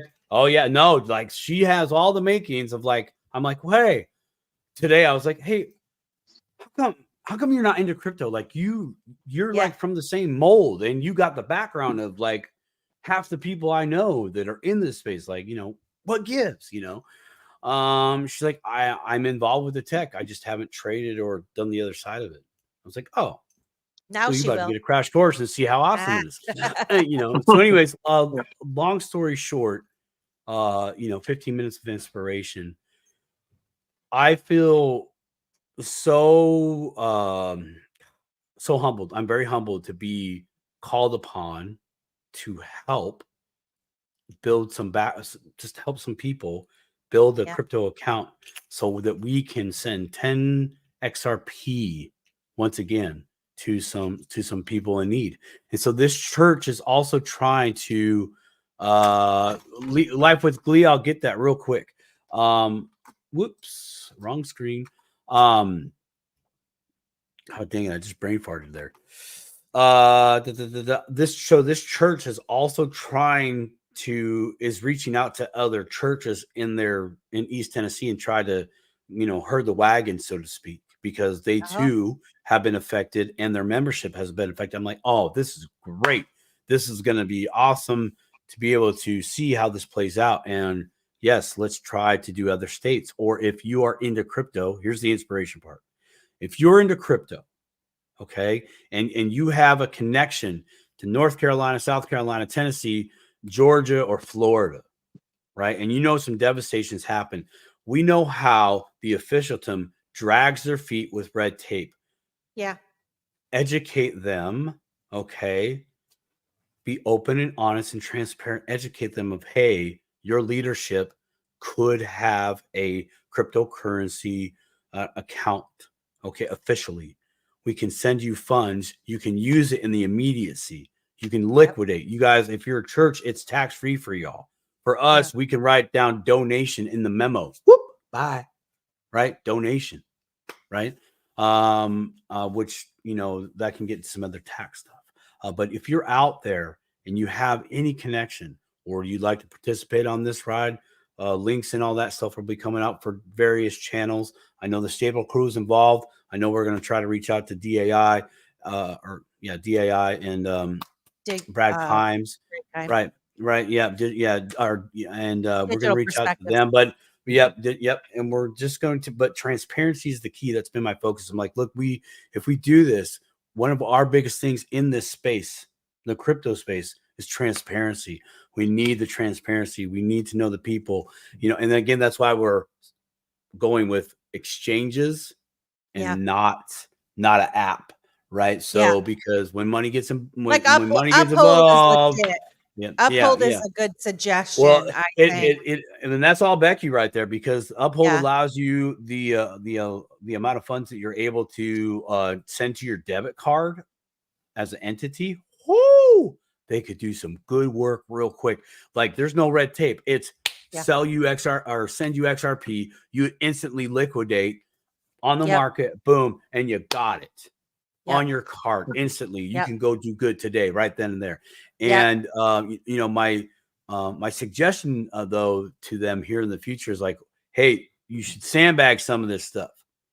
You really should. Whatever comes through, sandbag it, because we are, for a time, for y'all to be literally a creek with no paddles. I'm telling you, the hand of the Lord is going to come in, and it's going to be through these digital assets that are literally going to help rebuild your community while you're waiting for to get their stuff together, to send some funds and aids. Like, people are already doing it. So, that's a great story. Oh, it makes me feel so good that all my weekends that I gave to this space for myself, and I get to do this. Yeah. Perfect.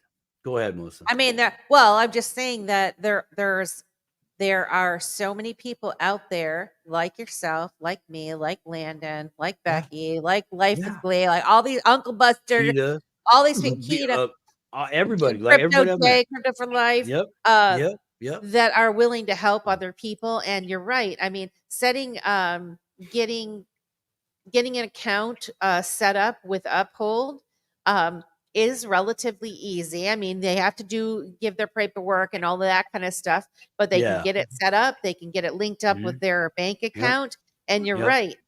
You can change over your assets into USD and put it right into your bank account, and it's literally in less than a minute your money is there. I've done it. I test things out. I converted my thing, boom, and I checked I did it on the thing, and then I looked at my phone, and I'm like, holy smokes, it's there. So how liquid is that? That's very liquid, very awesome. It is. So, and I think it's good, and you're right, it's a credible opportunity for churches to get their feet wet with this, even though, I mean, I have to commend her for being in such a stressful situation, for even wanting to tackle that, but realizing that there are people in the crypto space that actually would want to help them, and taking that initiative and doing it, because I can only imagine how stressed out they are. I've heard from, I have friends that live in North Carolina, and a friend of mine's niece lives there, and a couple other friends, and they said it's absolutely devastated there. It's devastating. Yeah. So I just, you know, it's terrible. It's absolutely horrible what's happening. it is. It is totally decimated and destroyed. And you know, I see the opportunity that everybody else opportunity, and hats off to Becky for literally raising her voice digitally to Melody, because this isn't going to stop as far as us. There'll be others. So like, again, if you're in this space, you're watching this. Yes, we're going to be posting the wallet for a Melody, but we're going to bring her on a few channels so you can get the real boots on the ground, what's going on, who's in charge, etc. But aside from that, I want to inspire you. If you like, even Melissa, you have friends over in North Carolina, great. Reach out to their church. You know, reach out wherever even if they don't go, what's the local church? Can we reach out to them and say, hey, I know this is a weird question in a weird time, but hey, world's going cray cray. What do you know about cryptocurrency? Because I have some people that would more than likely love to help at least a little bit. What I hope is I'm hoping that a lot of these churches actually have their paperwork still. Well, that was the other problem, right? So I thought about that, of going, okay, how are we going to give us the community? How am I going to like try to help keep the transparency for the community? Because I literally in this moment am representing the community, right? So what do I know my people at minimum on VTHO would need to see? What do they need to see to go, yes, I see that. Thank you, Simon. Now let me do my part, my research, because that's what I do, and figure this out. I was like, okay, I need to know first point of contact. Of course, there's Melody, but who's the leadership, right? I need the leadership's, you know, names. I need the church location, hurricane. Oh man. Wow. Oh wow, I am dude. so sorry to hear that. Wow. Oh, Life with Glee. For, That makes for see, look those at of that. you that are just Wow. listening, Life with Glee posted in the chat. Hurricane Irma sank my boat, Glee. I came away with a backpack and a new life. A new life. Well, Yeah, amen. I'm glad that you were protected and that you have a new life and that you named it Life with Glee. Now we know. I love it. Now we know why. Now we know. See, look at that. Breaking news right here, right now.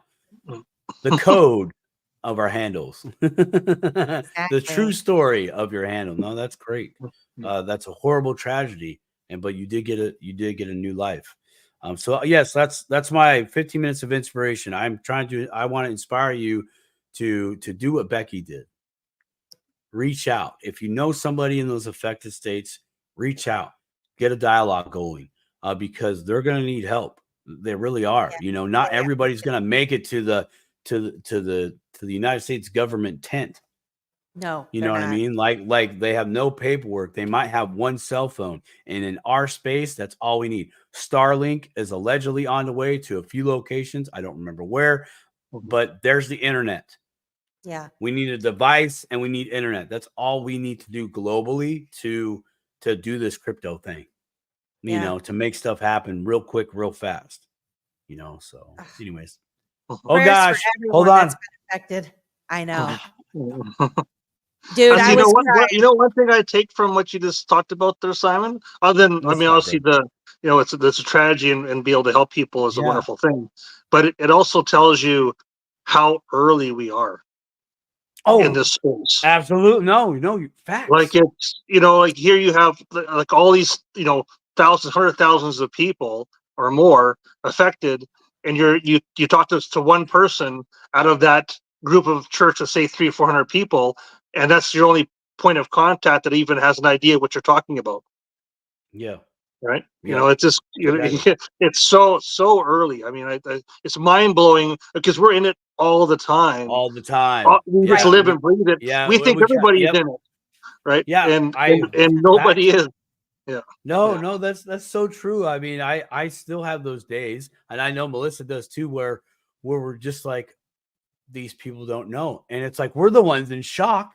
We're like, you don't know. You know, like we have this Max Headroom moment. I got what? Yeah. And you want to help them. You're like, man, like don't you read the news?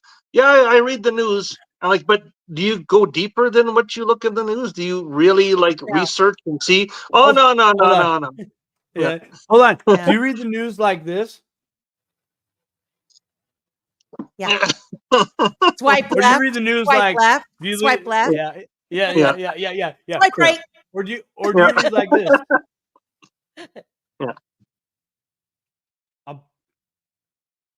I'm not going to be there in a minute. Hold on my calls. Yeah. Yeah. So you said what? Let me see that. Are you going to pull a Vance and start fact checking the fact checkers? Well, it was funny. It was funny because earlier today when Melissa said, "Hey, you can pop on," I'm like, "Oh well, let me just take a look." And I mean, all the news was fantastic. Oh, all these ETFs and everything is all wonderful. And then I got off work, and it was like pages and pages and pages of SEC. You couldn't like the good news was so buried you couldn't even find it. Like it was crazy. Like you know, like it's almost swiping. You get on Twitter and like you're just scrolling, and it's like bad, negative. And it's like, holy, where's all the good news that was there about 3-4 hours ago, right? Yeah. So no, that's a good point that you're bringing up because even that one little thing did bury all the good news, didn't it? You're exactly right. And that is what I mean, they do that a lot with the news. Like something comes out, and then we either don't see it because of things like that, or it's just it's something gets replaced instantly that is more sensationalized or whatever, when really these things that are big deals, we don't give them enough attention, and they're slowly building and building and building in the background until you start researching and you're like looking at shit from 2-3 years ago and you're like, holy smokes, this came out, every once in a while you'll see somebody on Twitter and somebody will go, that was from 2021. And it's like, yeah, but you weren't talking about it, were you? This person dug this up from 2021 and look at all the shit that's went down from beyond that, after that time. So very, very valid point, Landon. Yeah. So, I mean, it wasn't really, I mean, it's a good point, I guess, but I just found it was so interesting that you could go, things can change so fast. And, I mean, people obviously are doing it on purpose to let people know, because they're not trying to bury the good news. That's just the newest thing. But I just found it really interesting that, wow, all of a sudden within 2 hours, there's no such thing as any good news anymore. Well, why do we gravitate towards the negative over the positive? I was just gonna say that. How come it's like we hear the good and we're I did it myself. I did. Yeah, I know. I did put a funny meme though. Like I had to put Chris Farley, as a joke, because when I saw it, I thought it was funny. Yeah. I did think it was funny, but it is like, why is it the human nature sometimes to gravitate towards a negative news? I don't know why. That's kind of weird like that, but well, what's that thing in business? If you do something really good in business, one person will tell one person. If you do something bad, they'll tell 10 people. Yes. That's just human nature, right? Put a comment thing out for people to give you feedback, and you're going to hear all kinds of stuff about how awful you are. But people don't normally just offer up compliments, right? They want, I used to work for a country club, and they always did surveys, for the members. And it's like, listen, if you aren't smart enough to know by now that members of a country club want you to send them a survey so that they can tell you how shitty your country club is so they can get something free, I don't know what. You're not ever going to be able to gauge how well the club is being managed by sending out a freaking survey. you know, because the only people that are going to do the survey are people that are pissed off or want something free. Period. Yeah. Period. Yeah. Yeah. I'm just imagining like just sitting in the clubhouse like a country club, right? Dude, I'm telling you what. Jesus criminy, Phil, did you see that they want a God blessed survey? This is what our fees go to? A poll? These people would come in when I was the director of accounting there. And when I first got there, there was this old guy that used to come in every month say that he was being overcharged and charged for guests for his golfing, and that it wasn't his charges. And my assistant would take it off his bill every freaking month. And I'm like, I'm gonna call bullshit on this. I think you got an arrangement, and so that guy actually ended up being his friend. And you know, there's a lot of shady shit that goes down at the country club. Or they'd go to a reciprocal club where they'd give them their member number, and they'd be at a different club, and they'd go and eat, and then they would dispute the bill. It'd be like $300 or whatever, and they'd say, I didn't eat there, you know, and they'd like, I want that taken off my bill. It's like, I know your ass went there and ate. You are just like unbelievable. But you know, you're like, wait a minute, hold on. Phil, hold on a second. You're telling me that you didn't go there. Okay, you didn't go there, right? That's what you're telling me. You didn't go there. Crypto right? OG, what up? Yeah. You know, but yet they went through all their data, found your freaking name, put it in a God blessed hat, and said, "Oh, who can we screw over today? Oh, this guy. Here you go, Phil. Phil. Every month, Phil. Yeah. All right, to all the Phils out there, much love for the Phils. Oh, Becky says her husband was the golf pro in our town for 33 years. I'm so glad we are done. Oh yeah. Oh yeah. Yeah, it was an interesting job. Let's say Melissa didn't fit in there so well. I did, you know, it was every time I had to go with like the board of governors dinner and whatnot, and they're like drinking wine, and I'm like, can I have a Miller Lite? Yeah. You got a bottle opener? Did you do this? The food and beverage director was like, Melissa, no. Do you want, what kind of wine do you want? You want wine? I'm like, I don't want wine. I want Miller Lite. Put in a wine glass for me. Huh? Did you go? Do you have any red Solo cups? Yeah. I will tell you, I did evolve though, because the food and beverage director let me go for like the wine tasting with all these fancy wines. And I discovered that I went from no wine to dry red wine, like only, and the most expensive dry red wines. I don't do white wine. I like dry red, delicious wine. What kind of blend there, Melissa? I don't know. The most expensive one that he had me taste, but I actually do like is it Melbach? Is that what they say? Yeah.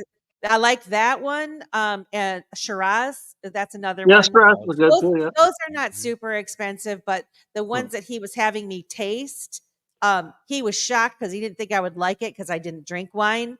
And he was trying to get me to drink white wines, you know, and I was like, I hate those. Those taste terrible. I drank the driest red, most expensive wine, and I was like, I want that one. He's like, man, you graduated fast. Like, that's how I am. That's how I roll. Yeah, a good Pinot is good as well. So. Yeah. When I was bartending, I graduated to wine because I was like, I've had everything in the bar.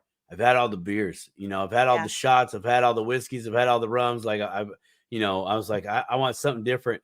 And I saw another server bought a bottle of wine from the bar, and I was like, you know what? I gotta quit being such a sissy. It's time to get my wine on for a little bit. So I went on a wine binge for a little while, and you know, there was some stuff that was some cheap stuff. I don't know what it was, but it just it'd have like this, I don't know, kind of bitterness, but then it was like smooth and sweet. Something about you it. know, and I was like, oh, I can see why the ladies be going. Better glass.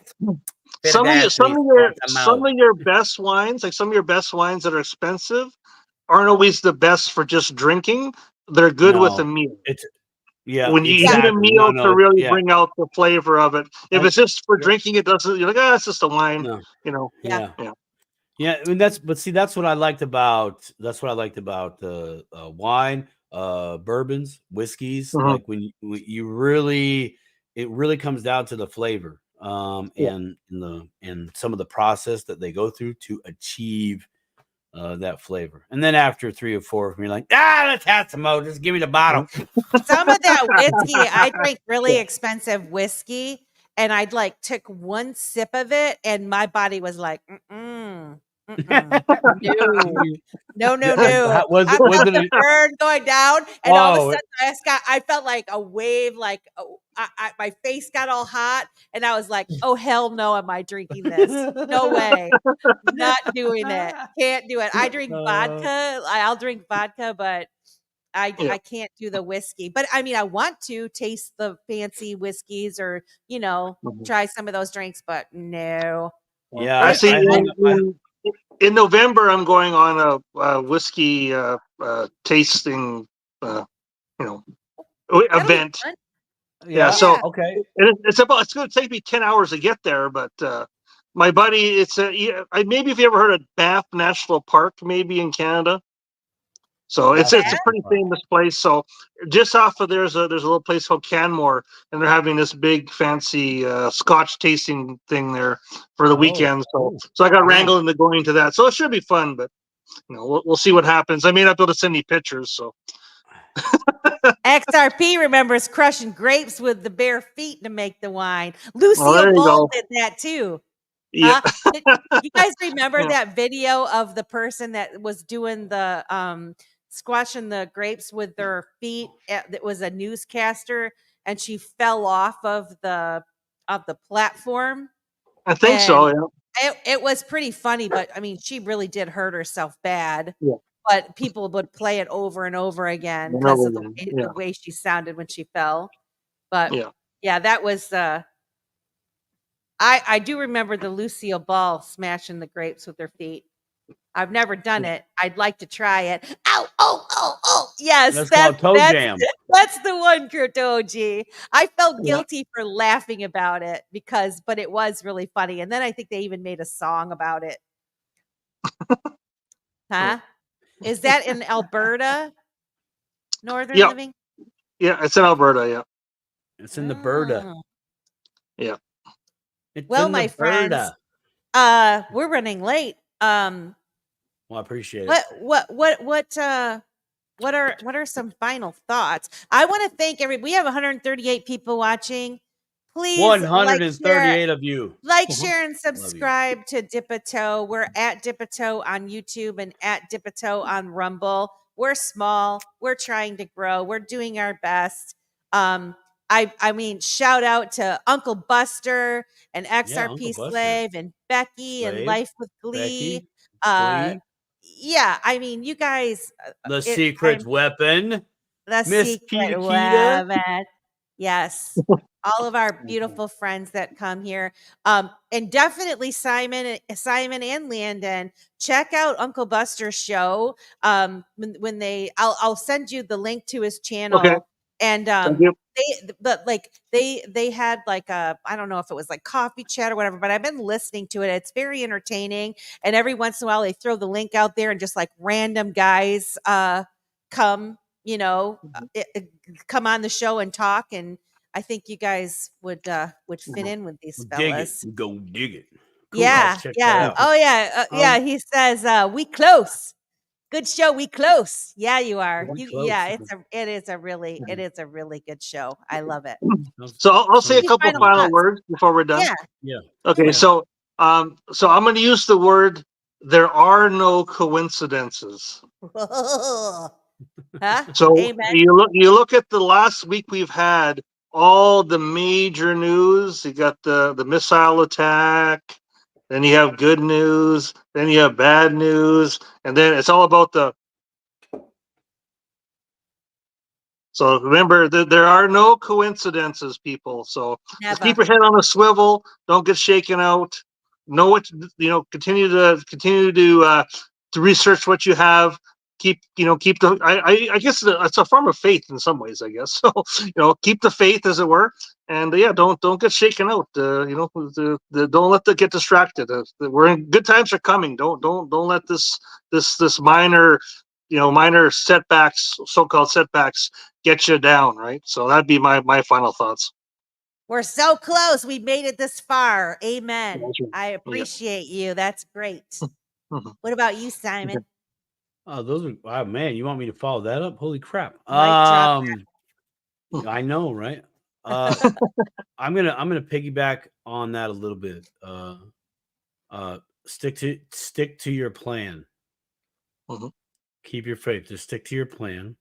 To the people out there that are wondering when our parabolic move is going to happen, it's on the way.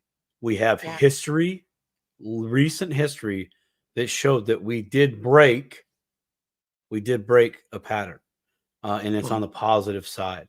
And of course, we're down, but that gets into this. But today's price can't take away the thing that happened. That's a blip on the radar, and it's a very positive blip. And so, price ain't Bo Diddley. Mm-hmm. Price ain't Bo Diddley. It really is not. That's my final thoughts. Price does not equal value. Yeah. I just want to say, we making moves. We making major we making moves. We're going all in. Like we got nothing to lose. Man, Mr. Man with that cut, dude. I'm like, man. No, exactly. But yeah, don't lose yourself. Trust yourself. Trust your gut instinct. Continue to do your research. Continue to stay connected to your people. Stay grounded. Don't fall into the FUD and all the crap. Look at the opportunities that are in front of you and seize the day. Watch VTHO. Click like, share, and subscribe, and all that good share jazz. That mother trucker. Share that mother seriously, I appreciate everyone that supports our channel and comes, and I love you guys so much. We thank you. We will see you next week. Same time, same bat channel. Next week, we're going to have the the password manager folks. Of course, I'm epically failing because I don't remember the name of it. But we're going to have some folks on that have created an app that that manages your passwords. And I lost myself 7 years ago. Well, now, but did you find yourself, Uncle Buster?